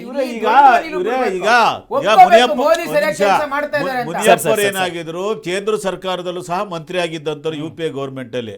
ಮುನಿಯಪ್ಪನವರಿಗೆ ಈ ದೇಶದ ರಾಜಕಾರಣದ ಬಗ್ಗೆ ಸ್ವಲ್ಪ ಅರಿವಿದೆ. ಅವರು ತನ್ನ ಸ್ವಂತ ಸೋರ್ಸಸ್ ಅನ್ನ ಕನ್ವೀನಿಯನ್ಸ್ ಮಾಡಿ ತರಿಸಿರ್ಬೋದು. ರಾಜ್ಯ ಸರ್ಕಾರಕ್ಕೆ ಬರಾಗದಿದ್ದಾಗ ನೋಡ್ಕೊಂಬೋಗಿ. ಬಟ್ 70% ನಾನೇನು 100% ಏನು ಹೇಳ್ತಿಲ್ಲ. ಇವತ್ತಿಗೂ ಸಹ ನೀವು ಮಾಧ್ಯಮದಲ್ಲೇ ತೋರಿಸ್ತಾ ಇದ್ದೀರಿ 20-30% ಹೋಟ್ಲುಗಳೆಲ್ಲ ಮುಚ್ತಾ ಇದೆ. ನಾವು ಗಾಬರಿ ಆಗಿಬಿಟ್ಟಿದ್ದೀವಿ. ಇನ್ ಕೇಸ್ ಇದೆ ನಾವು ಈಗ ರಾಜ್ಯ ಸರ್ಕಾರ ಜವಾಬ್ದಾರಿನೂ ಇದೆ. ಈಗ ಇವು ನಮ್ಮ BJP ಹೋಗ್ತಾರೆ, BJP ಅವ್ರ ಮುಖಂಡರುಗಳು ಹೇಳ್ತಿದ್ದಾರೆ ಎಲ್ಲಿ ನಾವು ಫೇಲ್ಯೂರ್ ಆಗಿದ್ದೀವಿ. ಫೇಲ್ಯೂರ್ ಆಗಿರೋದನ್ನ ಒಪ್ಕೊಳ್ಳೋಕೆ ಅವ್ರು ತಯಾರಾಗಿಲ್ಲ. ಕೇವಲ 5 ದಿವಸ ಏನ್ failure ಆಗಿದೆ? ಅಲ್ಲಲ್ಲ, ಹೇಳಿ ಸರ್, 5 ಏನ್ ದಿವಸ failure ಈ ಆಗಿದೆ? ಪ್ರಪಂಚದಲ್ಲಿ ಸರ್, ಅಲ್ಲ, ಯುದ್ಧನ ಅಂದ್ರೆ ತಡ್ಕೊಳ್ಳೋಕೆ ಅವ್ರು ಕಾಂಗ್ರೆಸ್ ಹೇಗಿರೋರು ಕಾಂಗ್ರೆಸ್ ಅದನ್ನ ಇಲ್ಲ. ಸರ್, ಒಂದ್ second. ಅಲ್ಲ, ನರೇಂದ್ರ ಮೋದಿ ಅವರು ಸರ್, ಇವರೇ ಇಂಥ ನರೇಂದ್ರ ಮೋದಿ ಅವರ 15ನೇ ದಿನಕ್ಕೆ ಭಾಷಣಗಳಿಂದ ಇಂಥ ಮೂಲಕ situation ಎಲ್ಲ ಬರೋದಕ್ಕೆ ಏನ್ convince ಕಾರಣ? ಆಗಲ್ಲ. Situation ಆಗಿದೆ, ರಾಜತಾಂತ್ರಿಕ ಏನಾಗಿದೆ ಸರ್? ವ್ಯವಸ್ಥೆಯಲ್ಲಿ ಹೋಟೆಲ್ಗಳು ಅದನ್ನ ಹೋಟೆಲ್ಗಳು ಮುಂದುವರ್ಸ್ಕೊಂಡು ಅದನ್ನೇ ಹೋಗ್ಬೇಕು. ವಿಚಾರದ ಸಮಸ್ಯೆಗಳಾಗ್ತಿದೆ. ಇವತ್ತು 24 ಟ್ಯಾಂಕರ್ಗಳಿಗೆ ಅವಕಾಶವನ್ನ ಮಾಡಿಕೊಟ್ಟಿದೆ. ಆ ಟ್ಯಾಂಕರ್ಗಳಿಗೆ ಬಂದಾಗ ಕಮರ್ಷಿಯಲ್ ಸಿಲಿಂಡರ್ಗಳನ್ನ ನಾನು ಪದೇ ಅದೇ ಹೇಳ್ತೀನಿ, LPG ಸ್ಟೋರ್ ಮಾಡಕ್ ಆಗಲ್ಲ. ಸ್ಟೋರ್ ಮಾಡೋದಕ್ಕೆ ಸಮಸ್ಯೆ ಇದೆ, ಹೌದು. ಸ್ಟೋರ್ ಮಾಡಿದ್ರು ಅವ್ರಿಗೆ ಸಪ್ಲೈ ಹೋಗ್ಲೇಬೇಕು. ಸೊ ಹಾಗಾಗಿ ಮುಂದಿನ ದಿನಗಳಲ್ಲಿ ಅವ್ರಿಗೆ ಇದನ್ನ ನೀಗಿಸ್ತಕ್ಕಂಥ ಸರ್, ಕೆಲಸವನ್ನ ಸ್ವಲ್ಪ ಸರ್ಕಾರ ಆದ್ರೂ ಮಾಡುತ್ತೆ. ತೊಂದರೆ ಆಗಿದ್ರೆ ಯಾರು ಜವಾಬ್ದಾರಿ? ಈ ಸ್ವಲ್ಪ ಅಲ್ಲ, ಸಮಸ್ಯೆಯು ಈಗ ಜಾಗತಿಕ ಒಂದು ಮಟ್ಟದ 20% situation 30% ಆಗಿದೆ. ಹಳ್ಳಿಗಾಡು ಇದ್ದಾರೆ. ಜಾಗ- ಒಂದು ಹಾಗಾದ್ರೆ ಹಾಗಾದ್ರೆ ಮುಂದಾಲೋಚನೆ ಟ್ಯಾಂಕರ್ ಇಲ್ವಾ? ಬಂತಲ್ಲ. ಅಲ್ಲ, ಹಾಗಾದ್ರೆ ಲಕ್ಷ ಬಿಜೆಪಿ 35 ಮುಂದಾಲೋಚನೆ ಲಕ್ಷ ಇಲ್ವಾ ಹಾಗಾದ್ರೆ? ಟ್ಯಾಂಕರ್ ಉತ್ತರ ಕೊಡಿ ಸರ್. ಟ್ಯಾಂಕರ್ ಬಂದಿದೆ. ಅಲ್ಲ, ನಾನು ಹೇಳ್ತಿರೋದು ಪರಿಮಾಣ ಬಿಜೆಪಿ ಮತ್ತು ಮುಂದಾಲೋಚನೆ ಇಲ್ಲ ಪುಷ್ಪ ಹಾಗಾದ್ರೆ. ಅವಕಾಶವನ್ನು ಬರ್ತಾ ಇದೆ. ಕೊಟ್ಟಿದ್ದೀರಾ? Yes, ಬರ್ತಾ ಇದೆ. ಯಾಕೆ ಬರ್ತಾ ಇದೆ ಅಂತಂದ್ರೆ ಮೋದಿ ಅವರ ವಿಚಾರ ಅದರ ಕಾರ್ಯವೈಖರಿ. ಅಲ್ಲಲ್ಲ, ಎಲ್ಲಾದ್ರಲ್ಲೂ benefit ಬರೀ ಮೋದಿಗೆ ಯಾಕೆ ಕೊಡ್ತಿದ್ರೆ? ಇನಿಷಿಯೇಟಿವ್ ಅವರ ಮೆಜರ್ಸ್ ಅನ್ನ ತಗೊಂಡಿರೋದಕ್ಕೆ ಸರ್, ಅವ್ರು ತಗೊಳ್ಳೋದಕ್ಕೆ ಅಲ್ಲಿ ಇರೋದು ಸರ್. ಹೌದು, ಅವ್ರು ತಗೊಳ್ಳೋದಕ್ಕೆ ಅಲ್ಲಿ ಇದ್ದಾರೆ, ಅವ್ರು ಕೆಲಸ ಮಾಡ್ತಿದ್ದಾರೆ. ಸ್ಟೇಟ್ ಆಫ್ ಹಾರ್ಮೋಸ್ ಅಲ್ಲಿ ಯಾವ ದೇಶಗಳ ಟ್ಯಾಂಕರ್ ಬಿಡ್ತಾ ಇಲ್ಲ, ಉಡಾಯಿಸ್ತಾ ಇದ್ದಾರೆ. ಅಂತದ್ದು ಭಾರತದ ಟ್ಯಾಂಕರ್ ಗಳಿಗೆ ಅವಕಾಶ ಮಾಡಿಕೊಡ್ತಾರೆ. ಸ್ವಾಮಿ, ನೀವು ಬೆಳಗ್ಗೆ ಮೋದಿ ಪಕ್ಕದ ಅಮೆರಿಕ ನೇತೃತ್ವದ ದೇಶ ನಮ್ಮ ಇರ್ತಕ್ಕಂಥ ಸ್ನೇಹಿತರು ಗೌರವ ಅಂತ ಹೇಳ್ಬಿಟ್ಟು ಈ ಭಾರತೀಯ ವಿಶ್ವಗುರು ರಾಜತಾಂತ್ರಿಕ ವಿಚಾರದಲ್ಲಿ ಪ್ರಶ್ನೆ ಇಲ್ಲ, ನೀವು ಮಾಡ್ತಿದ್ದಾರೆ, ಮಾಡಿ. ಮಾಡ್ಲೇಬೇಕು. ಅಲ್ಲ, ಈ ಮಾಡ್ಲೇಬೇಕಾದಂತ ವಿಶ್ವಗುರುನ ಕೆಲಸ ಹೌದು. ಆಳ್ಕೊಂಡನ್ನ ದಯಮಾಡಿ ಯಶಸ್ವಿಯಾಗಿ ವಿಶ್ವಗುರು ಮಾಡ್ತಾ ಇದ್ದೇವೆ. ಎಲ್ಲಿ? 15 ದಿವಸಕ್ಕಿಂತ ಸಿಚುವೇಶನ್ ಯಾಕೆ ಬಂತು ಸರ್? ಪ್ರಿಪೇರ್ ಅಲ್ಲ, ಕೇವಲ ಒಂದು ವಾರಕ್ಕೆ. ಒಂದು ಬಹಳ ಸ್ಪಷ್ಟ ಅಲ್ಲ, ಒಂದೇ ಒಂದು ವಾರ ಯುದ್ಧ ಸ್ಟಾರ್ಟ್ ಆದ್ರೆ ನಾವು ನಲುಗಾಡ್ತಾ ಇದೀವಿ ಅಂದ್ರೆ ಅಂಗ್ಲೆಕ್ಕ ಹಾಕೊಂಡು ವರ್ಲ್ಡ್ ವಾರ್ಗಳು ಈ ತರದೆಲ್ಲ ಆಗಿದೆ. ಏನಾಗ್ಬೋದು ನಮ್ಮ ದೇಶ? ಸರ್ಕಾರ ತಗೊಂಡಿದೆ, ಕೇಂದ್ರ ಸರ್ಕಾರ ತಗೊಂಡಿದೆ. ಡೊಮೆಸ್ಟಿಕ್ ಸಪ್ಲೈಸ್ ಯಾವ ಸಮಸ್ಯೆ ಇಲ್ಲ. ಈಗ ಬರ್ತಕ್ಕಂಥ LPG ಸಪ್ಲೈ ಮಾಡ್ತಕ್ಕಂಥ ನಿಟ್ಟಿನಲ್ಲಿ ಆಲ್ರೆಡಿ ಕಮಿಟಿಯನ್ನ ಮಾಡಿ ಮೀಟಿಂಗ್ ಮಾಡಿದ್ದಾರೆ. ಹಾಗಾಗಿ ನೀವು ಯಾವ್ದೋ ಒಂದು ಇದನ್ನ ಹಾಗಾದ್ರೆ ಕಾಳಸಂತೆಯಲ್ಲಿ ಮಾರಾಟ ಮಾಡ್ತಕ್ಕಂಥದ್ದು ಯಾರು ಮಾಡ್ತಾರೆ? ಅಲ್ಲಲ್ಲ, ಈ ದೇಶದಲ್ಲಿ ಈ ಪ್ರಪಂಚದಲ್ಲಿ ವರ್ಲ್ಡ್ ಯುದ್ಧ 2 ಸಲ ಆಗಿದೆ. I think 1914, 1932. ಆಗಿದೆ, ಹೌದು. ಭಾರತ ದೇಶ ಅವತ್ತಿನ ಕಾಲಘಟ್ಟದಲ್ಲಿ ಕೇಂದ್ರ ಸರ್ಕಾರದಲ್ಲಿ ಇದ್ದಂತ ಕಾಂಗ್ರೆಸ್ ಸರ್ಕಾರ ಎಷ್ಟು ತಡ್ಕೊಂಡಿರ್ಬೋದು? 2 ವರ್ಲ್ಡ್ ವಾರನ್ನು ತಡ್ಕೊಂಡಿದೀವಿ ನಾವು. ಅದಕ್ಕೆ ಅಲ್ಲ ಅದಕ್ಕೆ ಏನಂದ್ರೆ ಅಲ್ಲ ಇರ್ಲಿ, 2 ವರ್ಲ್ಡ್ ವಾರ್ ಆಗಿದೆ, ಭಾರತ ದೇಶ ತಡ್ಕೊಂಡಿಲ್ವ ಹಾಗಾದ್ರೆ? ಆಗಿನ ಪರಿಸ್ಥಿತಿ ಅಲ್ಲಲ್ಲ, ಒಂದು ವಿಚಾರ ಹೇಳಿದ್ರೆ 2 ವರ್ಲ್ಡ್ ವಾರ್ ಆಗಿದೆ, ಈ ದೇಶ ತಡ್ಕೊಂಡಿಲ್ಲ. ಆದ್ರೆ ವಿಚಾರ ಏನಂದ್ರೆ ಕೇವಲ 5 ದಿವಸದ ವರ್ಲ್ಡ್ ವಾರ್ ನಾವು ತಡ್ಕೊಳ್ಳಕ್ ಆಗ್ಲಿಲ್ಲ ಅಂದ್ರೆ ಈ ಕೇಂದ್ರ ಸರ್ಕಾರ ಅಲ್ಲಲ್ಲ, ಈ ಕೇಂದ್ರ ಸರ್ಕಾರ ಎಷ್ಟು ಫೇಲ್ಯೂರ್. ಏನ್ ಮಾತಾಡ್ತೀರಾ? ಎಮರ್ಜೆನ್ಸಿ ಆಗಿದ್ ರಾಜಕಾರಣ ನೀವು ಅದನ್ನ ಎಲ್ಲೆಲ್ಲೋ ಹೋಗ್ತಾ ಇದೆ ಸರ್. ಒಂದು ಬಹಳ ಕ್ಲಿಯರ್ ನೋಡಿ, ಬಹಳ ಸ್ಪಷ್ಟವಾಗಿ ಹೇಳ್ತೀನಿ, ಯಾವ ಸಮಸ್ಯೆಗಳು ಉದ್ಭವ ಆಗದಂಗೆ ನಮ್ಮ ಟ್ಯಾಂಕರ್ ಗಳಿಗೆ ಕೊಡಬೇಕಾದಂತ ಗೌರವವನ್ನ ಕೊಟ್ಟು ಇರಾನ್ ಕೂಡ ಕಳಿಸಿರ್ತಕ್ಕಂಥದ್ದು. ಮುಂದಿನ ದಿನಗಳಲ್ಲಿ ಯಾವ ಈ ರೀತಿಯ ಸಮಸ್ಯೆಗಳಾಗದೆ ನಾವು ಕೆಲಸವನ್ನು ಮಾಡ್ತೀವಿ ಅಂತ ನಿನ್ನೆ ಹರ್ದೀಪ್ ಸಿಂಗ್ ಪುರಿ ಅವರು ಕೂಡ ಸದನದಲ್ಲಿ ಮಾತನಾಡಿದ್ದಾರೆ. ಹಾಗಾಗಿ ಡೊಮೆಸ್ಟಿಕ್ ನೋಡಿ, ಹಾಸ್ಪಿಟಲ್ಸ್, ಶೈಕ್ಷಣಿಕ ಸಂಸ್ಥೆಗಳು, ಮನೆಗಳಿಗೆ ಯಾವ ಸಮಸ್ಯೆ ಇವತ್ತರೆಗೂ ಆಗಿಲ್ಲ. ಹೋಟೆಲ್ಗಳಿಗೆ ಸ್ವಲ್ಪ ಕಮರ್ಷಿಯಲ್, ಈಗ ನನಗಿರ್ತಕ್ಕಂಥ ಮಾಹಿತಿ ಕಾಳಸಂತೆಯಲ್ಲಿ ಬಹಳಷ್ಟು ಈ ಕಮರ್ಷಿಯಲ್ ಸಿಲಿಂಡರ್ಸ್ನ ಏನೋ ಬ್ಲ್ಯಾಕ್ ಮಾರ್ಕೆಟ್ ಮಾಡಿ ಮಾಡ್ತಾ ಇದ್ದಾರೆ ಅಂತ. ಆಗ ಕರ್ನಾಟಕದಲ್ಲಿ ಎಲ್ಲೇ ಆದ್ರೂ ಕಾಂಗ್ರೆಸ್ ಸರ್ಕಾರದ ಹೊಣೆ ಇರುತ್ತೆ. ಅದಕ್ಕೆ ನಾವು ಡೆಲ್ಲಿಯಿಂದ ಮಿಲಿಟರಿ ಕರ್ಸಕ್ಕಾಗಲ್ಲ, ಏನು ನೀವು ಚೆಕ್ ಮಾಡಿ ಅಂತ. ಅಂದ್ರೆ ಇವ್ರ ಕೈಲಿ ಆಗಲ್ಲ ಅಂತಂದ್ರೆ ಫೇಲ್ಯೂರ್ ಇವ್ರದು. ಮತ್ತೆ ರಾಜ್ಯ ಸರ್ಕಾರ ಆಗಿರ್ತಕ್ಕಂಥ ಸಮಸ್ಯೆ ಯಾರಾದ್ರೂ ಒಬ್ಬರಾದ್ರೂ ಬಿಜೆಪಿ ಸಂಸದರು ಏನಾದ್ರು ಈಚೆ ಇವರೇ ಬಿಜೆಪಿ ಪರಮೇಶ್ವರ್ ಎಲ್ಲ ಗೊತ್ತಿಲ್ಲದ ಈಗ 17 ಜನ ನಾವು ಕಳಿಸಿದೀವಲ್ಲಪ್ಪ ಸಂಸದರು ಮಾಡ್ತಾ ಇದಾರಲ್ಲ. ಕರ್ನಾಟಕ ರಾಜ್ಯ ಸರ್ಕಾರದಲ್ಲಿ ಬಿಜೆಪಿ ಸಂಸದರು ಸರ್ಕಾರ ಏನ್ ಮಾಡ್ತಾ ಇದೆ? ಇವರೇ ರಾಜ್ಯ ಸರ್ಕಾರ ಯೋಗ್ಯತೆ ಇಲ್ಲ. ರಾಜ್ಯ ಸರ್ಕಾರ ಮಾಡ್ತಿರೋದು ಇವತ್ತು ಬಿಜೆಪಿ ಸಂಸದರು ಬರೇ ಶೋಮ್ಯಾನ್ಗಳು. ಕರ್ನಾಟಕ ರಾಜ್ಯದಿಂದ 6 ಹೋಗಿದ್ದಾರೆ. ಈ ನಮ್ಮ ಇವರೊಬ್ರು ಇದಾರಪ್ಪ ಸೌತ್ ಅಲ್ಲಿ, ನಮ್ಮ ಸೂರ್ಯ ಅವರು, ಏನು ಒಂದು ಬಾಯಿ ಬಿಟ್ರೆ ಬರೀ ಸುಳ್ಳು, ಬಾಯಿ ಬಿಟ್ರೆ ಬರೀ ಸುಳ್ಳು. ವಿಚಾರಕ್ಕೆ ಬೇಡ. ಸಂಸದರ ಕರ್ತವ್ಯ ಏನು?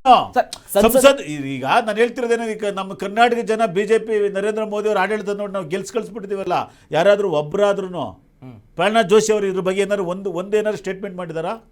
ಪತ್ರ ಬರೀತಿದ್ದಾರೆ, ಕೇಳ್ತಿದ್ದಾರೆ, ಈಗ ಪತ್ರ ಬರೆದು ಏನ್ ಮಾಡ್ತೀರಿ? ನಾನು ಹೇಳ್ತಿರೋದೇನಂದ್ರೆ ಕರ್ನಾಟಕ ರಾಜ್ಯದ ಬಿಜೆಪಿ ಕರ್ನಾಟಕ ರಾಜ್ಯ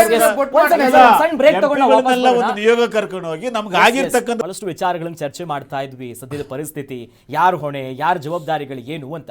ಒಟ್ಟಲ್ಲಿ ಆಗ್ಲಿಂದ ಒಂದು ಕಾಡ್ತಿರೋ ಪ್ರಶ್ನೆ ಏನ್ ಗೊತ್ತಾ ಸರ್? ರಾಜ್ಯ ಮತ್ತು ಕೇಂದ್ರ ಸರ್ಕಾರದ 2 ಪಾಲಿದೆ, ಸದ್ಯದ ಪರಿಸ್ಥಿತಿ ಹಂಗಿದೆ, ಹಿಂಗಾಗ್ತಿದೆ ಅಂತ.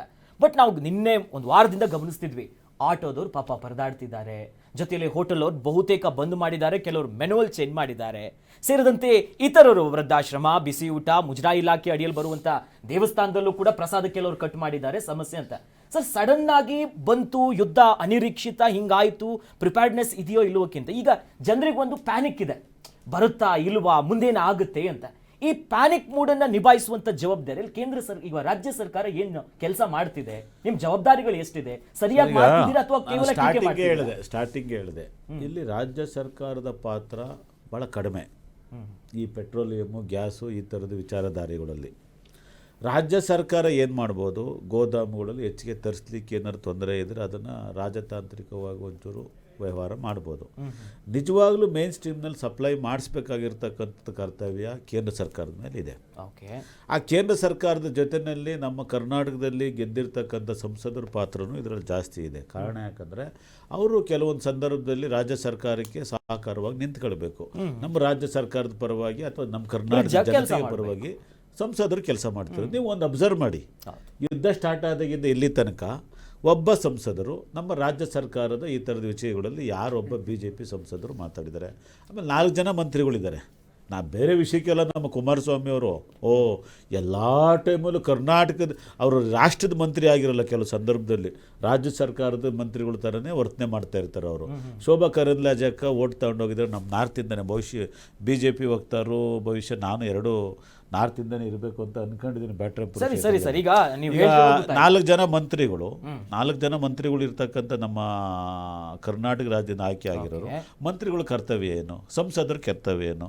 ಸರಿ, ನೀವು ಏನಾದರೂ ಸಪ್ಲೈ ಸರಿಯಾಗಿ ಕೊಟ್ಟು ನಾವೇನಾದರೂ ಕರ್ನಾಟಕ ರಾಜ್ಯ ಸರ್ಕಾರ ಮಿಸ್ಟೇಕ್ ಮಾಡಿದ್ರೆ ನಮ್ಮನ್ನು ಕೇಳೋರಲ್ಲಿ ಅರ್ಥ ಇದೆ. ಮುನಿಯಪ್ಪನವರು ಮಾತನಾಡ್ತಾ ಹೇಳ್ತಿದ್ರು, ಇನ್ನೂ ಒಂದು 5 ರಿಂದ 10 ದಿವಸ ಹಿಂಗೆ ಕಂಟಿನ್ಯೂ ಆಗುತ್ತೆ, ಸಿಲಿಂಡರ್ಗಳ ಸಮಸ್ಯೆಗಳು ಇದೆ ಅನ್ನೋದಾಗಿಯೂ ಕೂಡ ಹೇಳಿದ್ರು. ಸರ್, ಈಗ ಜನ ಹೆಂಗಿದ್ದಾರೆ ಅಂದರೆ ಸರ್, ಮೂಲಭೂತವಾಗಿ ಬೇರೆ ಏನೆಲ್ಲ ಇಲ್ದಿದ್ರೆ ಬದುಕ್ತಾರೆ ಜನ. ಗಾಳಿ, ನೀರು, ಆಹಾರ ಇಲ್ದಿರಿದ್ರೆ ಬದುಕೋಕ್ಕಾಗಲ್ಲ, ಹೌದಾ? ಅದಕ್ಕೆ ತಕ್ಕಾಗಿ ನಮ್ಮ ರಾಜ್ಯ ಸರ್ಕಾರ ಮುನಿಯಪ್ಪನವ್ರು ಏನು ಹೇಳಿದ್ದಾರೆ, ನಾವು ಏನು ಸಾಧ್ಯತೆ ಅದನ್ನೆಲ್ಲ ರೆಸ್ಟೋರ್ ಮಾಡ್ಕೊಂಡು, ಕಾಳಸಂತೆನೆಲ್ಲ ಆಗೋದನ್ನು ಒಂದು ವೇಳೆ ಆಗ್ತಾ ಇದ್ರೆ ಆಗೋದನ್ನು ಅವಾಯ್ಡ್ ಮಾಡ್ಕೊಂಡು ನಾವು ಸರಿಪಡಿಸ್ತೀವಿ ಅಂತ ಹೇಳ್ತಿದ್ದಾರೆ. ನಮ್ಮ ಜೊತೆ ಕೇಂದ್ರ ಸರ್ಕಾರ BJPಗೆ ಗೆದ್ದಿರ್ತಕ್ಕಂಥ ಸಂಸದರು ನರೇಂದ್ರ ಮೋದಿ ಅವರು ಕರ್ನಾಟಕದ ಜೊತೆ ಇದೆ. ಅದಕ್ಕೆ ಸಂಬಂಧಪಟ್ಟಿದ್ದ ಪೆಟ್ರೋಲಿಯಂ ಮಂತ್ರಿಗಳು ಸಹಕಾರ ಮಾಡ್ಕೊಂಡು, ಯಾಕಂದರೆ 7.5 ಕೋಟಿ ಜನಸಂಖ್ಯೆ ಇರ್ತಕ್ಕಂಥ ಕರ್ನಾಟಕ ರಾಜ್ಯ ಸರ್ಕಾರದಲ್ಲಿ ಅದನ್ನು ಕೋಆರ್ಡಿನೇಷನ್ ಮಾಡಬೇಕಾಗಿರೋ ಕರ್ತವ್ಯ ಇದೆಯಲ್ಲ. ನಾನು ವಿರೋಧ ಪಕ್ಷ, ನಾನು ಕಾಂಗ್ರೆಸ್ ಅನ್ನೋ ಕಾರಣಕ್ಕೋಸ್ಕರ BJP ಬ್ಲೈಂಡ್ ಮಾಡ್ತಿಲ್ಲ. ರಾಜಕಾರಣ ಮಾಡೋಣ, ಚುನಾವಣೆ ಬಂದಾಗ ರಾಜಕಾರಣ ಮಾಡೋಣ. ಎಲ್ಲದರಲ್ಲೂ ಯಾಕೆ ರಾಜಕಾರಣ ಮಾಡ್ತೀರಿ? GST ಕೊಡೋದ್ರಲ್ಲೂ ರಾಜಕಾರಣ ಮಾಡ್ತೀರಿ, ಕೃಷಿನಲ್ಲಿ ಇನ್ನೇನೋ ಪರಿಹಾರ ಕೊಡೋದ್ರಲ್ಲೂ ರಾಜಕಾರಣ ಮಾಡ್ತೀರಿ, ಇನ್ನೇನೋ ಬೇರೆ ವಿಷಯದಲ್ಲಿ. ಹೌದು, ಈಗ ನಾನು ಅದನ್ನೇ ಹೇಳಿದೆ. ಏನು ಹೇಳಿದೆ ಅಂದರೆ, ಕೆಲವು ಸಂದರ್ಭದಲ್ಲಿ ನಮಗೊಂದು ಡೌಟ್ ಇದೆ. ಕೆಲವೊಂದು ಏಜೆನ್ಸಿಗಳನ್ನ ಈಗ ನನ್ನ ಯಾರೋ ನೆನ್ನೆ ಚರ್ಚೆ ಮಾಡಿ, ಸಾರ್ವಜನಿಕವಾದ ಚರ್ಚೆ, ಅದು ನನಗೆ ಅದೇನು ಅಥೆಂಟಿಕ್ ಅಲ್ಲ. ಎಲ್ಲೋ ಒಂದು ಕಡೆ ಯುದ್ಧ ಸ್ಟಾರ್ಟ್ ಆದ ತಕ್ಷಣ ಎಲ್ಲೋ ಒಂದು ಕಡೆ ನರೇಂದ್ರ ಮೋದಿಯವರು ಒಂದು ವರ್ಗಕ್ಕೆ ಅಥವಾ ಸಹಾಯ ಮಾಡಿದರು. ಮೊದಲೇ ಇದನ್ನೆಲ್ಲ ಕ್ರೋಢೀಕರಿಸ್ ಅವರಿಂದ ದುಬಾರಿ ವೆಚ್ಚ ಕೊಟ್ಟು ನಮ್ಮ ಭಾರತ ದೇಶಕ್ಕೆ ಕೊಂಡ್ಕೊಳ್ಳುವಂಥ ಪ್ಲಾನ್ ಮಾಡ್ತಿದ್ದಾರೆ ಅನ್ನೋ ಒಂದು ಅಪವಾದ ಇದೆ. ನಾನೊಂದು ಆ್ಯಡ್ ಮಾಡಿಬಿಡ್ತೀನಿ ಸರ್. ಈ ಸಬ್ಸಿಡಿ ವಿಚಾರ ಬಂತು, ಕೇಂದ್ರ ವಾಪಸ್ ತಗೊಂತು, ಅದರಲ್ಲೇನೋ ದುಡ್ಡು ಹೊಡಿತಿದ್ದಾರೆ ಅಂತ ಉತ್ಕರ್ಷ್ ಅವ್ರು ಹೇಳ್ತೀನಿ. ಹೌದಾ? ಬಹಳ ಗಂಭೀರ ಆರೋಪಗಳು ಬರ್ತಿದೆ, ಅಂಥದ್ದೊಂದು ಪ್ಲಾನಾ? ಸರ್, ಒಂದು ನಿಮಿಷ. ಇಡೀ BJP ಸರ್ಕಾರದ ಅಡ್ಮಿನಿಸ್ಟ್ರೇಟಿವ್ ನೀವು ಕಂಪೇರ್ ಮಾಡಿದಾಗ BJP ಸರ್ಕಾರ ನಿಂತಿರೋದೇ ಉಳ್ಳವರ ಪರವಾಗಿ, ಅಂಬಾನಿ ಕುಟುಂಬದ ಪರವಾಗಿ ನಿಂತ್ಕೊಂಡಿರೋದು ಅವರು. ಒಳ ಮೀಸಲಾತಿ ಕೊಡ್ಲಿ ಸರ್. ಈಗ ಪಾಪ ನಾವು ಉಳ್ಳವರ ಪರವಾಗಲ್ವಾ? ಈಗ ನಿಮ್ಮವ್ರು ಏನ್ ಸರ್ಕಸ್ ಹೊಡಿತೀವಿ ಒಳ ಮೀಸಲಾತಿ ಕೊಡಕ್ಕೆ ಹೇಳಿ ಪಾಪ ಸಿದ್ದರಾಮಯ್ಯ. ಕೊಡ್ತೀವ್ರಿ ಒಳ ಮೀಸಲಾತಿ. ಒಳ ಮೀಸಲಾತಿ ಕೊಡೋದೇ ಕಾಂಗ್ರೆಸ್ ಸರ್ಕಾರದಿಂದ, ನೀವು BJP ಕೊಟ್ಟಿದ್ದೀರಾ? ಅಲ್ಲಲ್ಲ, ಈಗ BJPನವರು ಈ ಕಡೆ ಕಾಂಗ್ರೆಸ್ ಸರ್ಕಾರದೇ ಒಳ ಮೀಸಲಾತಿ ಕೊಟ್ಟಿರೋದು. ಮುನಿಯಪ್ಪ ಸಾಹೇಬ್ರು ಬಹಳ ಚೆನ್ನಾಗಿ ಮಾತಾಡಿದ್ರು. ಅವರು ನಮ್ಮ ಜಿಲ್ಲೆಯವರು, ನಮ್ಮೂರವ್ರು ಬಹಳ ಗೌರವ ಇದೆ ಅವ್ರ ಬಗ್ಗೆ. ಆ ಪ್ರಬುದ್ಧತೆ ಕಾಂಗ್ರೆಸ್ನ ರಾಷ್ಟ್ರೀಯ ನಾಯಕರುಗಳಿಗಿಲ್ಲ ಅನ್ನುವಂಥದ್ದು ದುರ್ದೈವ. ಮುನಿಯಪ್ಪ ಅವರು ಸೆಂಟ್ರಲ್ ಮಿನಿಸ್ಟರ್ ಆಗಿದ್ರು, ಗೊತ್ತಿದೆ ಅವ್ರಿಗೆ ವಾಸ್ತವ ಹೇಗಿರುತ್ತೆ ಇಂಟರ್ನ್ಯಾಷನಲ್ ಅಫೇರ್ಸ್, ಸ್ವಲ್ಪ ನೋಡಿದ್ದಾರೆ. ಆ ಪ್ರಬುದ್ಧತೆ ರಾಹುಲ್ ಗಾಂಧಿ ಅಂತವ್ರಿಗೆ ಇಲ್ಲ ಅನ್ನುವಂಥದ್ದು ದುರ್ದೈವದ ಸಂಗತಿ. ಆಮೇಲೆ ಸುಮ್ಮನೆ ಏನೋ ಮೋದಿ ಅವರು ಮಾತುಕತೆ ಮಾಡಿದ್ರು ಅಂಬಾನಿ ಫ್ಯಾಮಿಲಿಗೆ, ಏನು ಇದೆಲ್ಲ ಸ್ಪೆಕ್ಯುಲೇಷನ್ಸ್ಗೆಲ್ಲ ಉತ್ತರ ಕೊಡಕ್ ಆಗೋದಿಲ್ಲ. ಯಾಕಂದ್ರೆ ಇದು ದೇಶದ ವಿಚಾರ ಬಂದಾಗ ನಾವು ಸುಮ್ಮನೆ ರಾಹುಲ್ ಗಾಂಧಿ ಅವ್ರ ತರ ಗಾಳಿಲಿ ಗುಂಡಾರ್ಸಕ್ಕಾಗಲ್ಲ. ಅವರು ಫಸ್ಟ್ ಆಫ್ ಆಲ್ ಈ ಪ್ರಶ್ನೆ ಪ್ರಧಾನಮಂತ್ರಿಗಳು ಗಾಳಿಯಲ್ಲಿ ಗುಂಡೊಡಿತಾ ಇಲ್ಲ. ನಿಮ್ಮ ಪ್ರಧಾನಮಂತ್ರಿ ಡಿಬೇಟ್ ನಾನು ಹೇಳ್ತೀನಿ, ನಾನು ನಿಮ್ ಅಡ್ಡಿಪಡಿಸ್ತಾ ಇಲ್ಲ. ರಾಹುಲ್ ಗಾಂಧಿ ವಿಷಯ ನಿಮ್ ಪ್ರಧಾನಮಂತ್ರಿ ಈಗ ಕೆಲವು ಗಂಭೀರವಾದ ವಿಷಯಗಳು ನರೇಂದ್ರ ಮೋದಿ ಅವರು ಡಿಬೇಟ್ ಉತ್ತರ ಕೊಟ್ಟಿದ್ದಾರೆ. ರಾಹುಲ್ ಗಾಂಧಿ ವಿರೋಧ ಪಕ್ಷಗಳ ಕ್ವಶನ್ಗೆ, ನ್ಯಾಯಯುತವಾದ ಕ್ವಶನ್ಗೆ ಲೋಕಸಭೆಯಲ್ಲಿ ನರೇಂದ್ರ ಮೋದಿ ಸರಿ, ಯಾರು ಯಾರು ಎಷ್ಟು ಉತ್ತರ ಕೊಟ್ಟಿದ್ದಾರೆ? ಒಂದು ಸರ್, ಇದು ಒಂದ್ ರೀತಿ ಬೇರೆ ಟರ್ನ್ ತಗೊಂತಿದೆ. ಹೌದು, ಜೊತೆಲಿ ಅದಕ್ಕೊಂದು ಆಡ್ ಮಾಡ್ತೀನಿ. ರಾಹುಲ್ ಗಾಂಧಿ ಅವರು ಕೂಡ ಇರಲ್ಲ ಅನ್ನೋದಾಗಿ ಬಿಜೆಪಿ ಹೇಳ್ತಿದ್ರು. ನಿನ್ನೆ ಸದನದಲ್ಲೂ ಕೂಡ ವಿಚಾರಗಳು ಒಂದಿಷ್ಟು ಡೇಟಾ ಸಮೇತ ಪ್ರಸ್ತಾಪ ಆಯ್ತು. ಹೌದು, ಅಮಿತ್ ಶಾ ಅಥವಾ ಕಾಂಗ್ರೆಸ್ ಕೂಡ ಮಾಡ್ತಿದೆ, ಮೋದಿ ಅವರು ಈ ಟೈಮಲ್ಲೇ ವಿದೇಶಕ್ಕೆ ಹೋಗ್ತಾರೆ ಅನ್ನೋದು. ಬಟ್ ಹೌದು. ಹೌದು. ಗ್ಯಾಸ್ ವಿಚಾರಕ್ಕೆ ಬನ್ನಿ. ಇವರೇ ಸದನ ನಡೆಯುವಾಗ ಎಷ್ಟು ಸಲ ಹೋಗಿದ್ದಾರೆ ಒಂದು ಸ್ಟ್ಯಾಟಿಸ್ಟಿಕ್ಸ್ ತಗೊಳ್ರಿ. ಅಲ್ಲಲ್ಲ, ಲೋಕಸಭೆಯಲ್ಲಿ ಧೈರ್ಯವಾಗಿ ಕೆಲವೊಂದು ಗಂಭೀರ ಸಮಸ್ಯೆಗಳಿಗೆ ಕೆಲವೊಂದು ಗಂಭೀರ ಯಶಸ್ವಿಯಾಗಿ ಬಂದ್ಮೇಲೆ ಮುಂದಿನ ಕಾರ್ಯಕ್ರಮಗಳನ್ನ ಯೋಜನೆ ಮಾಡ್ಕೊಂಡಿರ್ತಕ್ಕಂಥದ್ದು. ಹಾಗಾಗಿ ಇಡೀ ದೇಶದ ಜನ ಮೋದಿಯವ್ರ ಮೇಲೆ ವಿಶ್ವಾಸ ಇಟ್ಟಿರೋದಕ್ಕೆ ನಾವು ಚುನಾವಣೆಗಳ ಮೇಲೆ ಗೆಲ್ತಾ ನರೇಂದ್ರ ಮೋದಿ ಅವ್ರ ಮೇಲೆ ವಿಶ್ವಾಸ ಇಟ್ಟಿರೋದಕ್ಕೇನೆ ಮೋದಿ ಅವರು ಇರ್ಬೋದು, ರಾಹುಲ್ ಗಾಂಧಿ ಅವರು ಯಾರು ಅವ್ರ ವಿಚಾರ ಬೇಡ. ಈಗ ಗ್ಯಾಸ್ ಯಾರು ತಂದು ಕೊಡ್ತಾರೆ? ಈಗ ವ್ಯವಸ್ಥೆ ಸರಿ ಇಲ್ಲಲ್ಲ. ಕೇಂದ್ರ ಸರ್ಕಾರದ್ದೇ ಸರ್ ಹೊಣೆ. ಕೇಂದ್ರ ಸರ್ಕಾರದ್ದೇ ಅದ್ರ ಜವಾಬ್ದಾರಿ. ಅದ್ರ ಫೇಲ್ಯೂರ್ ಆದ್ರೂ ಕೂಡ ನರೇಂದ್ರ ಮೋದಿ ಅವರೇ ಅದ್ರ ಜವಾಬ್ದಾರಿ ಹೊರಬೇಕು. ಸರ್ಕಾರ ಏನೇನ್ ಹೊಣೆಯನ್ನ ತಗೊಳ್ತಾ ಇದೆ, ಮುಂದಿನ ದಿನಗಳಲ್ಲಿ ಆ ನಿಟ್ಟಿನಲ್ಲಿ ಕೆಲಸವನ್ನು ಮಾಡ್ತಾ ಇದೀವಿ. ನಿನ್ನೆ ಹರ್ದೀಪ್ ಸಿಂಗ್ ಪುರಿ ಅವರು ಮಾತಾಡಿದ್ದಾರೆ, ಗೃಹ ಸಚಿವರು ಮಾತಾಡಿದ್ದಾರೆ. ಆಮೇಲೆ ಮಿನಿಸ್ಟ್ರಿ ಆಫ್ ಪೆಟ್ರೋಲಿಯಂ ನ ಕಾರ್ಯದರ್ಶಿ ಸೆಕ್ರೆಟರಿ IAS ಆಫೀಸರ್ ಕೂಡ ಸ್ಪೆಕ್ಯುಲೇಷನ್ಸ್ಗೆ ಉತ್ತರವನ್ನ ಕೊಟ್ಟಿದ್ದಾರೆ. ಸೊ ಹಾಗಾಗಿ ಪದೇ ಪದೇ ಇದನ್ನ ಹಿಡ್ಕೊಂಡು ಜನರನ್ನ ಇನ್ನಷ್ಟು ಗೊಂದಲದಲ್ಲಿ ಇಡ್ತಕ್ಕಂಥ ಕೆಲಸವನ್ನು ಮಾಡಬಾರ್ದು. ಕಾಂಗ್ರೆಸ್ನ ಅನೇಕ ಜನ KH ಮುನಿಯಪ್ಪ ಅವರು ಸ್ವಲ್ಪ ಪ್ರಬುದ್ಧವಾಗಿ ಮಾತಾಡಿದ್ದಾರೆ. ಆ ಪ್ರಬುದ್ಧತೆಯನ್ನ ಬೇರೆ ಕಾಂಗ್ರೆಸ್ ನಾಯಕರುಗಳು ಕಲ್ತ್ಕೋಬೇಕು. ಯಾವ ವಿಷಯದಲ್ಲಿ ರಾಜಕೀಯ ಮಾಡಬೇಕು, ಯಾವ ವಿಷಯದಲ್ಲಿ ರಾಜಕೀಯ ಮಾಡಬಾರ್ದು. ಇದಕ್ಕೆ ಸಂಬಂಧಪಟ್ಟಂತೆ ಮುನಿಯಪ್ಪನವರು ಮಾತನಾಡಿದ್ದಾರೆ. ಇವತ್ತು ಕೂಡ ಒಂದಿಷ್ಟು ಹೇಳಿಕೆ ಕೊಟ್ಟಿದ್ದಾರೆ. ಏನು ಹೇಳಿದ್ದಾರೆ ನೋಡ್ಕೊಂಡ್ ಬರೋಣ. ಮೊದಲಿಗೆ ಹೋಟ್ಲವ್ರಿಗೆ ನಾನು ಸಲಹೆ ಮಾಡಿದ್ದೀನಿ, ಸದ್ಯಕ್ಕೆ ಒಂದು ವಾರ 10 ದಿನ ನೀವು ಎಲೆಕ್ಟ್ರಿಕ್ ಸ್ಟವ್ ಏನಾದರೂ ಉಪಯೋಗಿಸಿ ತೀರಾ ಅವಶ್ಯಕತೆ ಇರುವಷ್ಟು ತಯಾರು ಮಾಡಿ. ಮತ್ತು ಈಗ ತಕ್ಷಣಕ್ಕೆ ನಾವು ತೀರಾ ಅವಶ್ಯಕತೆ ಇರುವಂಥ ಹಾಸ್ಪಿಟ್ಲ್ ಆಗ್ಬೋದು, ಹಾಸ್ಟೆಲ್ ಆಗ್ಬೋದು, ರೆಸಿಡೆನ್ಷಿಯಲ್ ಸ್ಕೂಲ್ ಆಗ್ಬೋದು, ಮ್ಯಾನುಫ್ಯಾಕ್ಚರಿಂಗ್. ಈಗ ಹಾಸ್ಪಿಟ್ಲ್ಗೆ ಫುಡ್ಡನ್ನು ತಯಾರು ಮಾಡಬೇಕಾಗ್ತದೆ. ಅದಕ್ಕೆಲ್ಲ ಕೂಡ ವ್ಯವಸ್ಥಿತವಾಗಿ ಕಮರ್ಷಿಯಲ್ ಸಿಲಿಂಡರನ್ನು ನಾವು ಕೊಡ್ತೇವೆ ಅಂತ ಆಶ್ವಾಸನೆ ಕೊಟ್ಟಿದ್ದಾರೆ. ನಾನು ಕೂಡ ಸದನ ಕೇಳ್ತಾ ಇದ್ದೀನಿ. ಇದ್ರ ನಿಟ್ಟಂತೆ ಮುಂದಿನ ಕಾಂಗ್ರೆಸ್ ನಡೆ ಏನು ಸರ್? ಸಚಿವರು ಹೇಳ್ತಾ ಇದ್ದಾರೆ ನೋಡಿ ಸರ್, ಅದಕ್ಕೆ ರಾಜಕಾರಣದಲ್ಲಿ ಪ್ರಬುದ್ಧತೆ ಇರಬೇಕು ಅನ್ನೋದಕ್ಕೆ ನಮ್ಮ KH ಮುನಿಯಪ್ಪ ಅವರು ನೋಡಿ ಕಲಿಬೇಕು. ಯಾರು ನಮ್ಮ ರಾಜ್ಯ ಸರ್ಕಾರದ ಮಂತ್ರಿಗಳು ಇದಾರಲ್ಲ, ಕುಮಾರಸ್ವಾಮಿ ಅವರು, ನಮ್ಮ ಶೋಭಕ್ಕ ಮತ್ತೆ ಪ್ರಾಣನಾಥ್ ಜೋಶಿ ಅವರು, ದಯಮಾಡಿ ಇಲ್ಲ ಈಗ ನಾನು ಯಾಕೆ ಹೇಳ್ತಿದ್ದೇನೆಂದ್ರೆ, ಯಾವುದೇ ಒಬ್ಬ ರಾಜಕಾರಣಿಗೆ, ಒಬ್ಬ ರಾಜಭಾರ ಮಾಡ್ತಕ್ಕಂಥ ರಾಜಕಾರಣಿಗೆ ಮುಂದಾಲೋಚನೆ ಇರಬೇಕು. ಎಲ್ಲ ಕೆಲವೊಂದು ಅಗತ್ಯ. ಈಗ ನಾನು ಹೇಳ್ತಿರೋದೇನು ಕೇಳಿ, ನಾವು ಬಟ್ಟೆ ಇಲ್ದಿರೋ ಬದುಕಬಹುದು, ಊಟ ಇಲ್ದಿರೋ ಬದುಕಕ್ಕಾಗಲ್ಲ. ಹಾಗೆ ಕೆಲವೊಂದು ಎಸೆನ್ಷಿಯಲ್ ತೀರಾ ಅಗತ್ಯವಾಗಿರ್ತಕ್ಕಂಥ ನನ್ನ ವಿಚಾರ ನಾನು ಆಪಾದನೆ ಮಾಡ್ತಾ ಇಲ್ಲ. ಕೇಂದ್ರ ಸರ್ಕಾರ ಎಲ್ಲೋ ವಿಷಯದಲ್ಲಿ, ನಮ್ಮ ರಾಜ್ಯ ಸರ್ಕಾರದ ವಿಷಯಗಳಲ್ಲಿ, ಭಾರತ ದೇಶದ ಸಮಗ್ರ 145 ಕೋಟಿ ಜನಸಂಖ್ಯೆ ಇದರಲ್ಲಿ ವಿಷಯದಲ್ಲಿ ನರೇಂದ್ರ ಮೋದಿ ಅವರೆಲ್ಲ ತಪ್ಪಿಸ್ಕೊಂಡು ಪಲಾಯನ ಮಾಡ್ತಿದ್ದಾರೆ, ಜವಾಬ್ದಾರಿಯಿಂದ ದೂರ ಹೋಗ್ತಿದ್ದಾರೆ. ಈಗ ಮುಂದಿನ 10 ರಿಂದ 15 ದಿವಸ ಇಲ್ಲ ಅಂತಿದಾರಲ್ಲ, ಅದಕ್ಕೆ ರಾಜ್ಯ ಸರ್ಕಾರದ ಏನ್ ನಡೆ ಸರ್? ಮಾಡ್ತೀರಾ ಅಂತ. ಈಗ ನಾವು ರಾಜ್ಯ ಸರ್ಕಾರ ಏನೇನು ಕ್ರಮ ವಹಿಸ್ಬೇಕು ಎಲ್ಲವೂ ವಹಿಸ್ತೀವಿ. ಈಗ ಇವರು ಹೇಳ್ತಿದ್ರು, ನಮ್ಮ ಮುನಿಯಪ್ಪ ಸಾಹೇಬರು ಭಾಳ ಚೆನ್ನಾಗಿ ಹೇಳ್ತಿದ್ದಾರೆ. ಎಸೆನ್ಷಿಯಲ್ ಫುಡ್ಡನ್ನು ತೀರಾ ಹಾಸ್ಪಿಟಲೈಸು, ವೃದ್ಧಾಶ್ರಮಗಳು, ಇನ್ಯಾವ್ಯಾವುದು ತೀರಾ ನಂಬ್ಕೊಂಡಿರೋದು ಮಾತ್ರ ಯೂಸ್ ಮಾಡಿ. ಕೆಲವೊಂದು ಅನಿವಾರ್ಯ ಪರಿಸ್ಥಿತಿ ಆದರೆ ನಾವು ಸಜೆಸ್ಟ್ ಮಾಡ್ತೀವಿ, ಒಂದಷ್ಟು ಸೌದೆ ಒಳೆಗಳು ಈ ಥರದ್ದು ಯೂಸ್ ಮಾಡಿ ಅಂತ. ಲಾಸ್ಟ್ಗೆ ಯಾವಾಗ ಕೇಂದ್ರ ಸರ್ಕಾರ ಫೇಲ್ಯೂರ್ ಆದಾಗ, ನೀವು ಕೇಂದ್ರ ಸರ್ಕಾರ ಎಲ್ಲಿ ತನಕ ನಮ್ಮ ಸಮನ್ವಯ ಚೆನ್ನಾಗಿರುತ್ತೆ, ನಮಗೆ ಸಿಗುತ್ತೆ, ಅಲ್ಲಿವರೆಗೂ ಇರೋದನ್ನು ಕಾಳಸಂತೆಯಲ್ಲಿ ಆಗೋದನ್ನು ರಾಜ್ಯ ಸರ್ಕಾರ ಹೇಳ್ತಿದ್ದೀನಿ ನಾನು. ರಾಜ್ಯ ಸರ್ಕಾರದಲ್ಲಿ ಇಲ್ಲಿ ಒಂದು ವಿಷಯ ಗೊತ್ತಾ, ಅದೃಷ್ಟ ಏನು ಗೊತ್ತಾ, ನಮಗೆ ಕೇಂದ್ರ ಸರ್ಕಾರದಲ್ಲಿ ಆಗ್ತಕ್ಕಂಥ ಲೋಪದೋಷಗಳನ್ನ ಎತ್ತಿಡಿಯೋದು ಒಂದು ಕಡೆ ಕೇಂದ್ರ ಸರ್ಕಾರದ್ದು ಆಪೋಸಿಷನ್ ಲೀಡರ್. ರಾಜ್ಯ ಸರ್ಕಾರದ್ದು ಏನಂದ್ರೆ, ಹೋಮ್ ಮಿನಿಸ್ಟರ್ ಒಬ್ಬರು ದಲಿತ ವರ್ಗದವರು ಇರ್ತಾರೆ, ಆಹಾರ ಮಂತ್ರಿಗಳು ಒಬ್ಬರು ದಲಿತರ ವರ್ಗದವರು ಇದ್ದಾರೆ. ಇವರಿಬ್ಬರ ಕೋಆರ್ಡಿನೇಷನ್ ಇಂದ ನಾವು ಸಮಗ್ರವಾಗಿ ಕೇಂದ್ರ ಸರ್ಕಾರ ಅಲ್ಲ. ನಾನು ಹೇಳ್ತಿರೋ ಅಂದ್ರೆ ಇನ್ನೊಂದೇನು ಗೊತ್ತಾ, ಉಳ್ಳವ್ರಿಗೆ ಬಡವ್ರ ಕಷ್ಟ ಗೊತ್ತಾಗಲ್ಲ ರೀ, ಉಳ್ಳವ್ರಿಗೆ ಬಡವ್ರ ಕಷ್ಟ ಗೊತ್ತಾಗಲ್ಲ.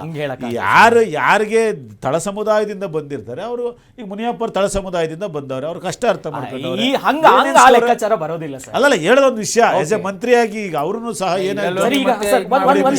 ಮಂತ್ರಿಯಾಗಿ ಅವ್ರೇನ್ ಜವಾಬ್ದಾರಿ ನುಂಚ್ಕೊಳ್ಬೋದಾಗಿತ್ತು. ಈ 4 ಜನ ಮಂತ್ರಿಗಳಿದಾರಲ್ಲ, ಅವ್ರ ತರ ಜವಾಬ್ದಾರಿ ಇಲ್ದಿರ ಮಾತಾಡ್ಬೋದಾಗಿತ್ತು ನಮ್ಮ ಮುನಿಯಪ್ಪ ಅವರು. ಅವ್ರು ಸ್ಟೆಪ್ ತಗೊಂಡಿದ್ದಾರೆ, ಏನೇನು ಮುಂಜಾಗ್ರತೆ ಹೇಳ್ತಿದ್ದಾರೆ. ಕಡಿಮೆ ಮಾಡ್ತೀರಾ ಈಗ ತುಂಬಾ ನುಡಿದಂತೆ ನಡೆದಂತ ಸರ್ಕಾರ ಯಾವ್ದನ್ನ? ಹೌದು, ಹೌದಾ? ಹೌದು, ಓಕೆ, ಹೌದು. ಅಂತದೊಂದು ಮಹತ್ವದ ಹೆಚ್ಚಿಗೆ ಕೈ ಆಗುತ್ತೆ ರಾಜ್ಯ ಸರ್ಕಾರ. ಅಲ್ಲಲ್ಲ, ನಾವು ಸಿದ್ದರಾಮಯ್ಯ ಅವ್ರನ್ನ ಯಾವುದೋ ರಾಜಕಾರಣದಿಂದ ಒಂದೆರಡು ಆಗದೆ ಇರ್ಬೋದು, ನಾವು ಏನು ಜನಕ್ಕೆ ಭಾಷೆ ಕೊಡ್ತೀವಿ, ಏನು ಜನಕ್ಕೆ ನಡ್ಕೊಳ್ತೀವಿ, ಅದನ್ನೆಲ್ಲ ನಾವು ಕಾರ್ಯಗತ ಮಾಡೋಕ್ಕೆ ರೆಡಿ ಇದ್ದೀವಿ. ನಾವು BJP ಅವ್ರ ಥರ ಸುಳ್ಳು ಹೇಳಲ್ಲ. ಅವತ್ತು ಇವತ್ತವರೆಗೂ ಸೋಯಿ ದಿವ್ಸಕ್ಕೆ ಬೆಳಗ್ಗೆ ಸಾಯಂಕಾಲ 4 ಸಲ ಪ್ರೆಸ್ ಮೀಟ್ ಮಾಡ್ತಾರೆ ನಮ್ಮ ಬೆಳಗಿನ ಸಂಜೆವರೆಗೂ. ಯಾರು ನಮ್ಮ ಸಿದ್ದರಾಮಯ್ಯ ಅವರು, ನರೇಂದ್ರ ಮೋದಿ ಅವರು ನೋಡಿ ಪಲಾಯನ ಮಾಡಿ ಓಡೋಗ್ತಾ ಇರ್ತಾರೆ. ಸರ್ ಸಿಎಂಗೂ ಪಿಎಂಗೂ ಕೆಲ ನಾನು ಹೇಳ್ತಾರೆ ಜನಗಳು ಭಾವನೆಗಳು ಉತ್ತರ ಕೊಟ್ಟಿದ್ದಾರೆ. ಸರಿ ಸರ್, ಈಗ ನೆಕ್ಸ್ಟ್ ಸರ್ ನರೇಂದ್ರ ಮೋದಿ ಅವರು ಏನಾದ್ರು ಜನಗಳ ಭಾವನೆಗಳು ಉತ್ತರ ಕೊಟ್ಟಿದ್ದಾರಾ? ಮುಖಾಂತರ ಉತ್ತರ ಕೊಡ್ತಾರೆ. ಅದಲ್ಲ, ಬರೇ ಮನ್ ಕಿ ಬಾತ್ ಮೂಲಕ ಉತ್ತರ ಕೊಟ್ರೆ ಆಗಲ್ಲ.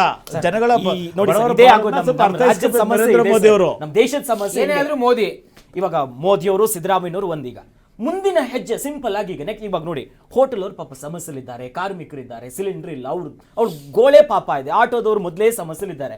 ಇಲ್ಲಪ್ಪ ನಾವು ಆಲ್ಟರ್ನೇಟಿವ್ ಸ್ವಲ್ಪ ದಿವಸಕ್ಕೆ ಹೋಗ್ತೀವಿ, ನಾವೇನೋ ಒಂದಿಷ್ಟು ಕರೆಂಟ್ ಇಂಡಕ್ಷನ್ ಹಾಳು ಮುಳು ಅಂತ ಹೋಗ್ತೀವಿ ಅಂತಂದ್ರು ವಿದ್ಯುತ್ ರೇಟ್ ಮುಂದಿನ ತಿಂಗಳು ಇನ್ನೇನು ಏಪ್ರಿಲ್ 1st ವೀಕಿಂದ ಇನ್ನೊಂದೇನೋ ತಯಾರಿಗಳು ಆಗ್ತಿದೆ. ಆ ಸಮಸ್ಯೆಗಳ ನಡುವೆ ಹೆಂಗ್ ಸಮತೋಲಿಸ್ತೀರಾ ಅಂತ ರಾಜ್ಯ ಸರ್ಕಾರ ಬರ್ತೀನಿ ಅವ್ರ ಹತ್ರ. ಕೆಲವೊಂದು ಅನಿವಾರ್ಯತೆ ಆಗಿರ್ತಕ್ಕಂಥ ರೇಟ್ಗಳನ್ನು ಸಮ್ ಪರ್ಸೆಂಟೇಜಲ್ಲಿ ರೈಸ್ ಮಾಡಲೇಬೇಕಾಗ್ತದೆ. ಅದ್ರ ಬಗ್ಗೆ ನಮ್ಮದು ಅದರಲ್ಲಿ ರಾಜಕಾರಣ ಬೆರೆಸಬಾರ್ದು. ಕೆಲವೊಂದು ಅನಿವಾರ್ಯವಾಗಿ ಮಾಡಲೇಬೇಕಾಗ್ತದೆ. ಒಬ್ಬ ರಾಜ್ಯ ಸರ್ಕಾರ ನೋಡ್ರಿ 60,000 ಅಥವಾ 65,000 ನಾವು ಇವತ್ತು ಗ್ಯಾರಂಟಿಗಳು ಕೊಡ್ತಾ ಇದ್ದೀವಿ. It is possible. Narendra Modi ಅವರಿಂದ ನಿರೀಕ್ಷೆ ಮಾಡೋಕ್ಕಾಗುತ್ತಾ? ಅದರನ್ನು ಸಹ ರಾಜ್ಯದ ಎಕನಾಮಿಕಲಿ ಸ್ಟೇಟಸನ್ನು ಬ್ಯಾಲೆನ್ಸ್ ಮಾಡ್ಕೊಂಡು, ಅಲ್ಲಲ್ಲ ಎಕನಾಮಿಕಲಿ ಸ್ಟೇಟಸನ್ನು ಇವರೇ 4.5 ಲಕ್ಷ ಕೋಟಿ ರೂಪಾಯಿ ನಾವು ಬಡ್ಜೆಟ್ ಮಾಡಿದ್ದೀವಿ. ಏನು ದುಡ್ಡಿಂದ ಮಾಡಿದ್ದೀವಿ? ಅಲ್ಲ 4 ನಾನು ಹೇಳ್ತೀನಿ, ಮೊನ್ನೆ ಬಡ್ಜೆಟ್ ಮಾಡಿದ್ರು. ಎಲ್ಲಾರು ವರ್ಗಗಳಿಗೂ ಯಾರಾದ್ರೂ ಅತೃಪ್ತಿ ಪಡಿಸಿರಿ ಅಂದ್ರೆ ರಾಜಕಾರಣ ಕಾರಣಕ್ಕೋಸ್ಕರ 1-2-3 ಯಾರೋ BJP ಅವ್ರು ಮಾತಾಡ್ಬೋದೇ ಹೊರತು ಇಂಥ ಗ್ಯಾರಂಟಿನೂ ಕೊಟ್ಕೊಂಡು ಡೆವಲಪ್ಮೆಂಟ್ಗೂ ಕಾಸು ಕೊಟ್ಕೊಂಡು ನಾವು ಎಕನಾಮಿಕಲಿ ಬ್ಯಾಲೆನ್ಸ್ ಮಾಡಿದ್ದೀವಿ. ಅಲ್ಲ, ನೀವು ಹೇಳೋದ್ರಿಲ್ಲ ಅಂತ ಹೌದು, ಗ್ಯಾರಂಟಿ ಕೊಟ್ಟಿದ್ದೀರಾ, ನುಡಿದಂತೆ ನಡೆದ ಸರ್ಕಾರ, ಖಜಾನೆ ಕೂಡ ಹಂಗೆ ಬಾರ್ಡರ್ ಅಲ್ಲಿ ಇದೆ. ಸರ್ ಈಗ ಬಡ್ಜೆಟ್ ಏನು ಮಾಡೋದು ಹೇಳಿ? ಈಗ ಬಡ್ಜೆಟ್ ಹಂಗಾರೆ ಏನು ಸರ್ಕಾರ ಇಲ್ಲ, ನಾವೇನು ಬಡ್ಜೆಟ್ ಗಾತ್ರನ ಕಮ್ಮಿ ಮಾಡಿದೀವ? ಜಾಸ್ತಿ ಮಾಡಿದ್ದೀರಪ್ಪ, ಅದು ಒಪ್ಕೊಂತೀವಿ. ಒಂದು ಏನು ಮೂಲಭೂತ ಸೌಕರ್ಯಗಳು ಕಮ್ಮಿ ಆಗಿದೆಯಾ? ಇವರೇ ದೇಶದಲ್ಲಿ ಪ್ರಧಾನಮಂತ್ರಿಗಳು ಈ ದೇಶದ ನರೇಂದ್ರ ಮೋದಿ ಆದ ನಂತರ ಒಬ್ಬ ತಲೆಗೆ ಎಷ್ಟು ಸಾಲ ಮಾಡಿದ್ರು ಅಂತ ದೇಶದ ಮುಂದೆ ಬಿಚ್ಚಳದೇನ್ರಿ? ಡಿಬೇಟ್ ಬೇರೆ ಮಾಡೋಣ. 16,000 ಸಾಲ ಇದೆ ಕೇಂದ್ರ ಸರ್ಕಾರ ಬಂದಾದ್ಮೇಲೆ ಸಿಲಿಂಡರ್ ತಗೊಳ್ಳೋದಕ್ಕೂ ಈಗ ಸಾಲ ಮಾಡೋ ಪರಿಸ್ಥಿತಿ ಬಂದಿದೆ ಸದ್ಯ ರಾಜ್ಯ ಸರ್ಕಾರಕ್ಕೆ. ಯಾಕೆ ರಾಜ್ಯ ಸರ್ಕಾರಕ್ಕೆ ಸಮಸ್ಯೆ ಉದ್ಭವವಾಗಿದೆ, ಖಾಲಿ ಆಗಿದೆ. ಅಲ್ಲ ಖಜಾನೆ ಖಾಲಿ ಆಗಿ ಸ್ಪಷ್ಟವಾಗಿ ಹೇಳ್ತೀನಿ, ಕೇಳಿಸ್ಕೊಳ್ಳಿ. ನೀವು ಮಾತಾಡಿದ್ರಲ್ಲ ಸರ್, ಕೇಳಿಸ್ಕೋಬೇಕು. ಅಲ್ಲ ಖಜಾನೆ ಖಾಲಿ ಆಗಿದ್ರೆ ಒಳ್ಳೆ ಬಡ್ಜೆಟ್ ಹೆಂಗ್ ಕೊಡ್ತಿದ್ವಿ? ಬಹಳ ಇಂತ ಬಜೆಟ್ ಬಗ್ಗೆ ನಾನು ಹೇಳೋದು ಬೇಡ. ಇಕ್ಬಾಲ್ ಹುಸೇನ್ ಅವರು ಮಾತಾಡಿದ್ದಾರೆ, ನಾನು ಆ ವಿಷಯಕ್ಕೆ ಹೋಗೋದಿಲ್ಲ. ಸಬ್ಜೆಕ್ಟ್ ಡೈವರ್ಟ್ ಆಗುತ್ತೆ, ಮತ್ತೆ ಕಾಂಗ್ರೆಸ್ ಮರ್ಯಾದೆ ಹಾಳಾಗುತ್ತೆ, ಬೇಡ. ಅವ್ರ ಪಾರ್ಟಿಯವರೇ ಕಳೀತಾ ಇದ್ದಾರೆ. ಈಗ ಸಿಲಿಂಡರ್ ವಿಚಾರದಲ್ಲಿ ಬಹಳ ಸ್ಪಷ್ಟ, ಕಾಳಸಂತೆಯಲ್ಲಿ ಯಾರ್ಯಾರು ಬ್ಲ್ಯಾಕ್ ಮಾರ್ಕೆಟ್ ಮಾಡ್ತಾರೆ ಅವರನ್ನ ಮುಲಾಜಿಲ್ದಂಗೆ ಕ್ರಮ ತಗೊಳ್ತಕ್ಕಂಥದ್ದು ಕೇಂದ್ರ ಸರ್ಕಾರ ಆಲ್ರೆಡಿ ಎಸ್ಮಾವನ್ನ ಜಾರಿ ಮಾಡಿದೆ. ಆ ಎಸ್ಮಾವನ್ನ ತಳಮಟ್ಟಕ್ಕೆ ತಗೊಂಡು ಹೋಗ್ತಕ್ಕಂಥ ಜವಾಬ್ದಾರಿ ರಾಜ್ಯ ಸರ್ಕಾರದ್ದು. ಅದನ್ನ ಗೃಹ ಇಲಾಖೆ ಮಾಡಬೇಕು. ಅದ್ ಮಾಡಕ್ಕಾಗಲ್ಲ ಅಂದ್ರೆ ಬೇಕು ಹೇಳಿ, ಸಿಬಿಐಗೆ ನಾವು ಪತ್ರ ಬರೀತೀವಿ. ಆಲ್ರೆಡಿ ನಮ್ಮ ಸಂಸದರು ಮಾತುಕತೆ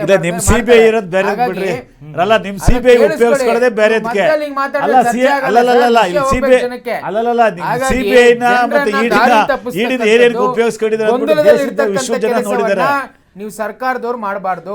ಇದು ಜಾಗತಿಕ ಯುದ್ಧ. ಈ ಯುದ್ಧಗಳನ್ನು ಯಾರು ನಿಲ್ಸಕ್ ಆಗೋದಿಲ್ಲ. ನಾವು ಏನ್ ಮಾಡ್ಬೋದು ಅಂತಂದ್ರೆ, ನಮ್ಮ ದೇಶಕ್ಕೆ ಏನು ಸಮಸ್ಯೆ ಆಗ್ದಂಗೆ ನಾವು ರಾಜತಾಂತ್ರಿಕ ನಡೆಯಲ್ಲಿ ಒಂದು ಚಾಣಾಕ್ಷತನವನ್ನ ಮರಿಬೋದಟ್ಟೆ. ಯುದ್ಧ ನಿಲ್ಸಕ್ ನಾವ್ ಯಾರು ಅಲ್ಲ. ಸೊ ಹಾಗಾಗಿ ಬಹಳ ಸ್ಪಷ್ಟವಾಗಿ ಆ ಕಡೆ ಮೋದಿ ಅವರು ಕೆಲಸ ಮಾಡಿದಾರ್ರಿ. ಸ್ಟೇಟ್ ಆಫ್ ಹಾರ್ಮೋಸ್ ಇಂದ ಇವತ್ತೆಲ್ಲ ಉಡೀಸ್ ಮಾಡ್ತಾ ಇದ್ರೆ ಬಾಂಬ್ಗಳನ್ನು ಹಾಕಿ, ಭಾರತದ ಟ್ಯಾಂಕರ್ಗಳು ರಾಜಾರೋಷವಾಗಿ ಇವತ್ತು ಭಾರತವನ್ನ ತಲುಪ್ತಾ ಇದೆ ಅಂತಂದ್ರೆ ಲಾಜಿಕಲ್ ಆಗಿ ಯೋಚನೆ ಮಾಡಿ. ಎಲ್ಲೋ ರಸ್ತೆಯಲ್ಲಿ ನಿಂತಿರೋ ಬಂದು ಸಾಮಾನ್ಯನ ಕೇಳಿದ್ರು ಹೇಳ್ತಾನೆ, ರಾಜತಾಂತ್ರಿಕ ವ್ಯವಸ್ಥೆಗೆ ಮೋದಿಯ ಗೆಲುವಿದು, ದೇಶದ ಗೆಲುವಿದು. ಮೋದಿ ಬಿಟ್ಬಿಡಿ ಆಯ್ತು, ಇರೆಸ್ಪೆಕ್ಟಿವ್ ಆಫ್ ಪಾರ್ಟಿ. ಇವತ್ತು ಬೇರೆಯವರಾಗಿದ್ರೆ ಇವ್ರು 2013 ಹೇಳಿದ್ನಲ್ಲ, ಪದೇ ಹೇಳ್ತೀನಿ, ಪೆಟ್ರೋಲ್ ಬಂಕ್ ಮುಚ್ಚಿ ಅಂತ ಹೇಳ್ದಂತ ವೀರಪ್ಪ ಮೊಯ್ಲಿ ಅವರು ಪೆಟ್ರೋಲಿಯಂ ಹೇಳಿದ್ರು. ಮತ್ತೆ ದುರ್ದೈವ ಸ್ಟೇಟ್ಮೆಂಟ್, ಮತ್ತೆ ಒಬ್ಬ ಮಿನಿಸ್ಟರ್ ಏನೋ ಸ್ಟೇಟ್ಮೆಂಟ್ ಮಾಡ್ಬಿಟ್ರು ಒಪ್ಪಕ್ಕಾಗತ್ತ ಸಮಾಜದಲ್ಲಿ? ಪೆಟ್ರೋಲ್ ಬಂಕ್ ಮುಚ್ಚಿ ಅಂತ ಹೇಳಿದ್ರು. ಆ ಪರಿಸ್ಥಿತಿ ಅರಾಜಕತೆ ದೇಶದಲ್ಲಿ ದೇಶ 56 ಲಕ್ಷ ಇಂಡಸ್ಟ್ರಿಯನ್ನು ಮುಚ್ಚಿರ್ತಕ್ಕಂಥ ಬಿಜೆಪಿಗೆ ಬಗ್ಗೆ ಮುಂದಿನ ದಿನಗಳಲ್ಲಿ ಸರ್ಕಾರ ನಿರ್ಣಯವನ್ನ ತಗೊಳ್ಳುವಂತ ನಿಟ್ಟಿನಲ್ಲೇ ಇದೆ.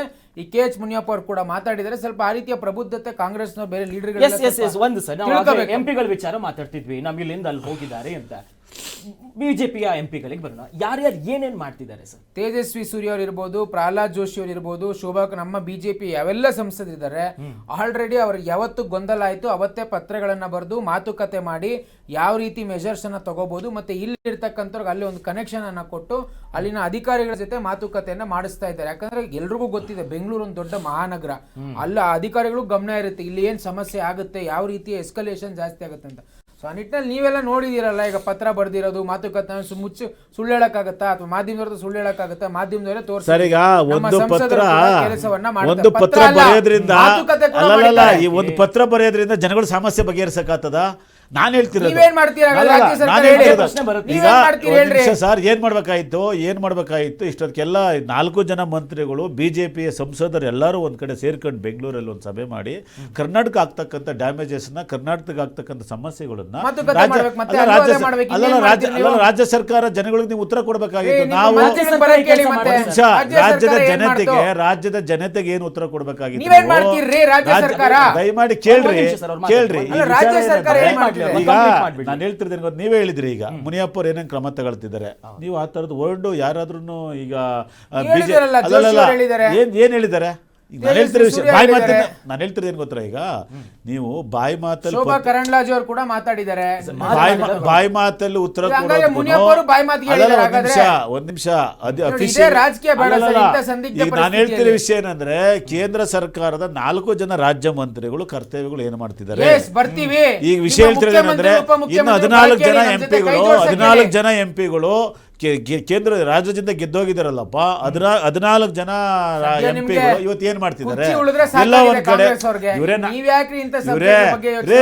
ಈಗ ನಾನು ಹೇಳ್ತಿರೋದೇನಂದ್ರೆ 136 ಗೆದ್ದಿದ್ದೀವಿ ಅಲ್ಲ, 136 ಗೆದ್ದಿದ್ದೀವಿ ನಾವು.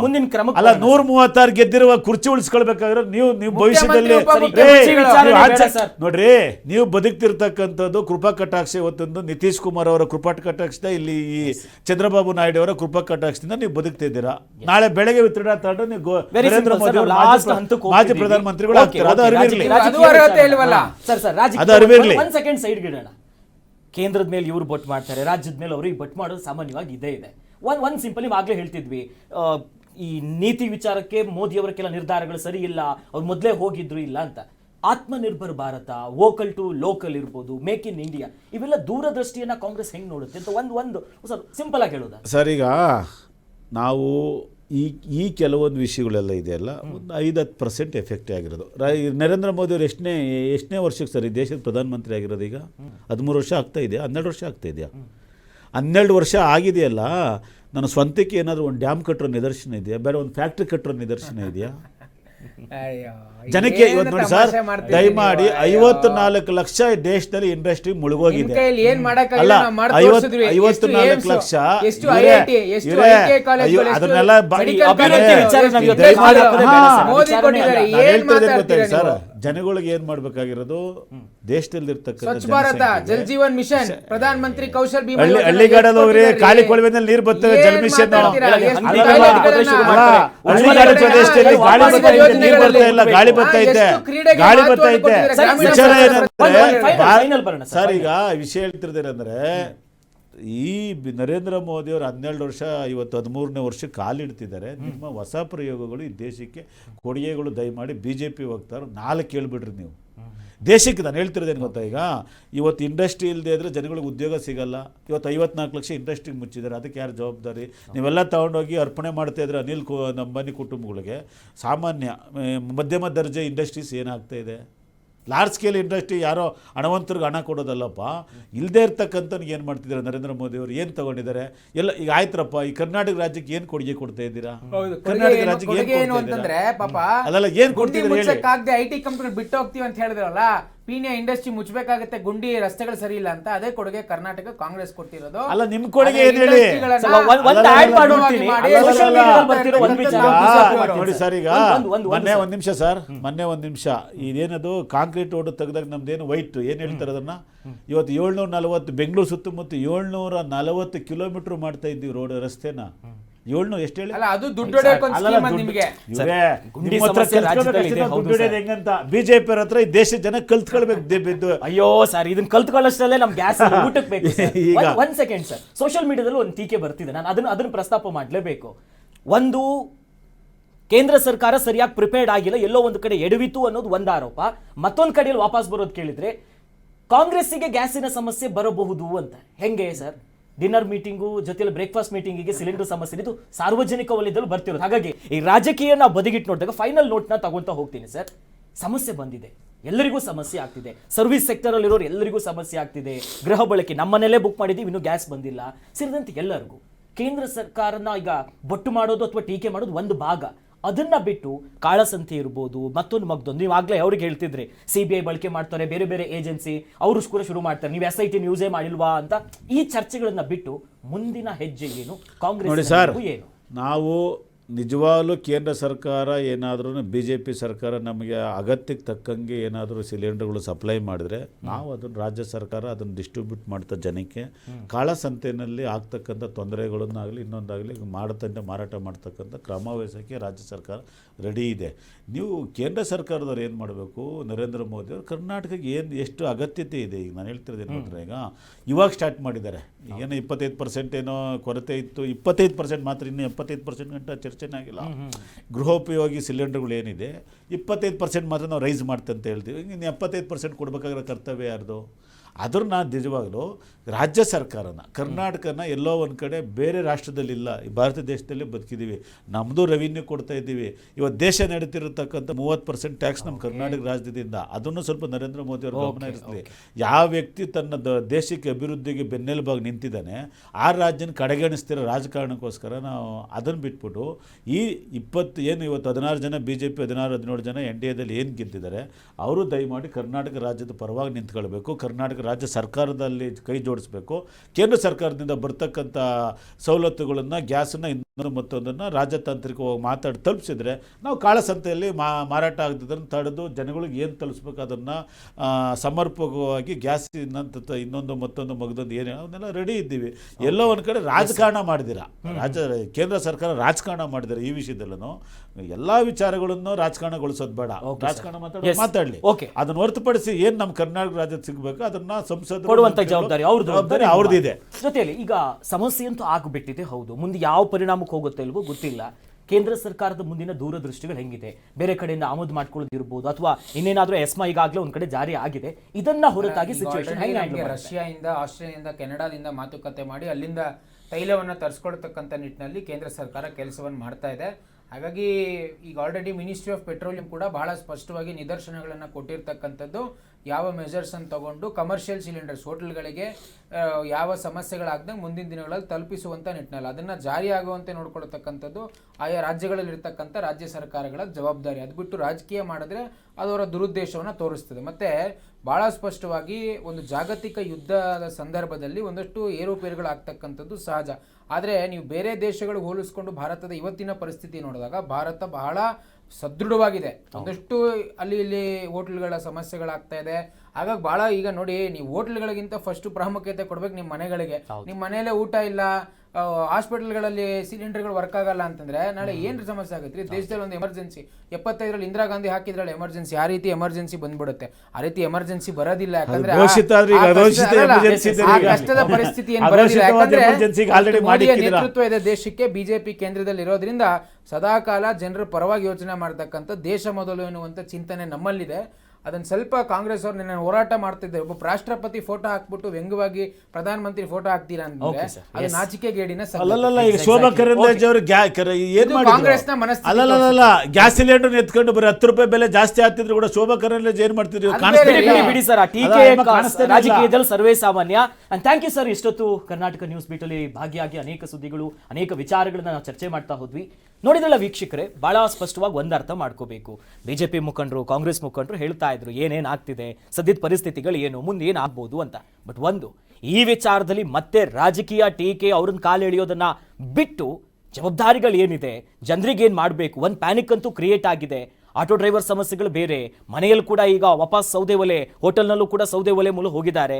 ಕೇಂದ್ರ ಸರ್ಕಾರ ಒಳ್ಳೆ ಯೋಜನೆ ಕೊಟ್ಟಿದೆ ಉಜ್ವಲವಾಗಿರಲಿ ಅಂತ, ಆದರೆ ವಾಪಸ್ಸು ಊದುವಂಥ ಪರಿಸ್ಥಿತಿಯು ಬಂದಿದೆ. ಮನೇಲಿ ಕೂತ್ಕೊಂಡು ಸೌದೆ ಮುಂದೆ ಕೂತ್ಕೋಬೇಕು. ಬಟ್ ಆದಷ್ಟು ಬೇಗ ಈ ಯುದ್ಧ ಮುಗಿಲಿ, ನಂತರದಲ್ಲಿ ಜನರ ಮನೆಗೆ ಮೊದಲಿನಂತೆ ಗ್ಯಾಸ್ಗಳು, ಜೊತೆಯಲ್ಲಿ ಇಂಥ ಸನ್ನಿವೇಶ ಬಂದರೆ ಭಾರತ ಯಾವ ರೀತಿಯಾಗಿ ಹೆಜ್ಜೆ ಇಡಬೇಕು ಅನ್ನೋದು ಕೂಡ ಕೇಂದ್ರ ಸರ್ಕಾರ ಕೂಡ ಇನ್ನೊಂದು ಹೆಜ್ಜೆ ಮುಂದೆ ಹೋಗಬೇಕು. ಇದಾಗಿತ್ತು ಹೊತ್ತಿನ ವಿಶೇಷ. ನೋಡ್ತಾ ಇರಿ ಕರ್ನಾಟಕ ನ್ಯೂಸ್ ಬೀಟ್. ನ್ಯಾಯ ನಮ್ಮೊಂದಿಗೆ, ನಾವು ನಿಮ್ಮೊಂದಿಗೆ.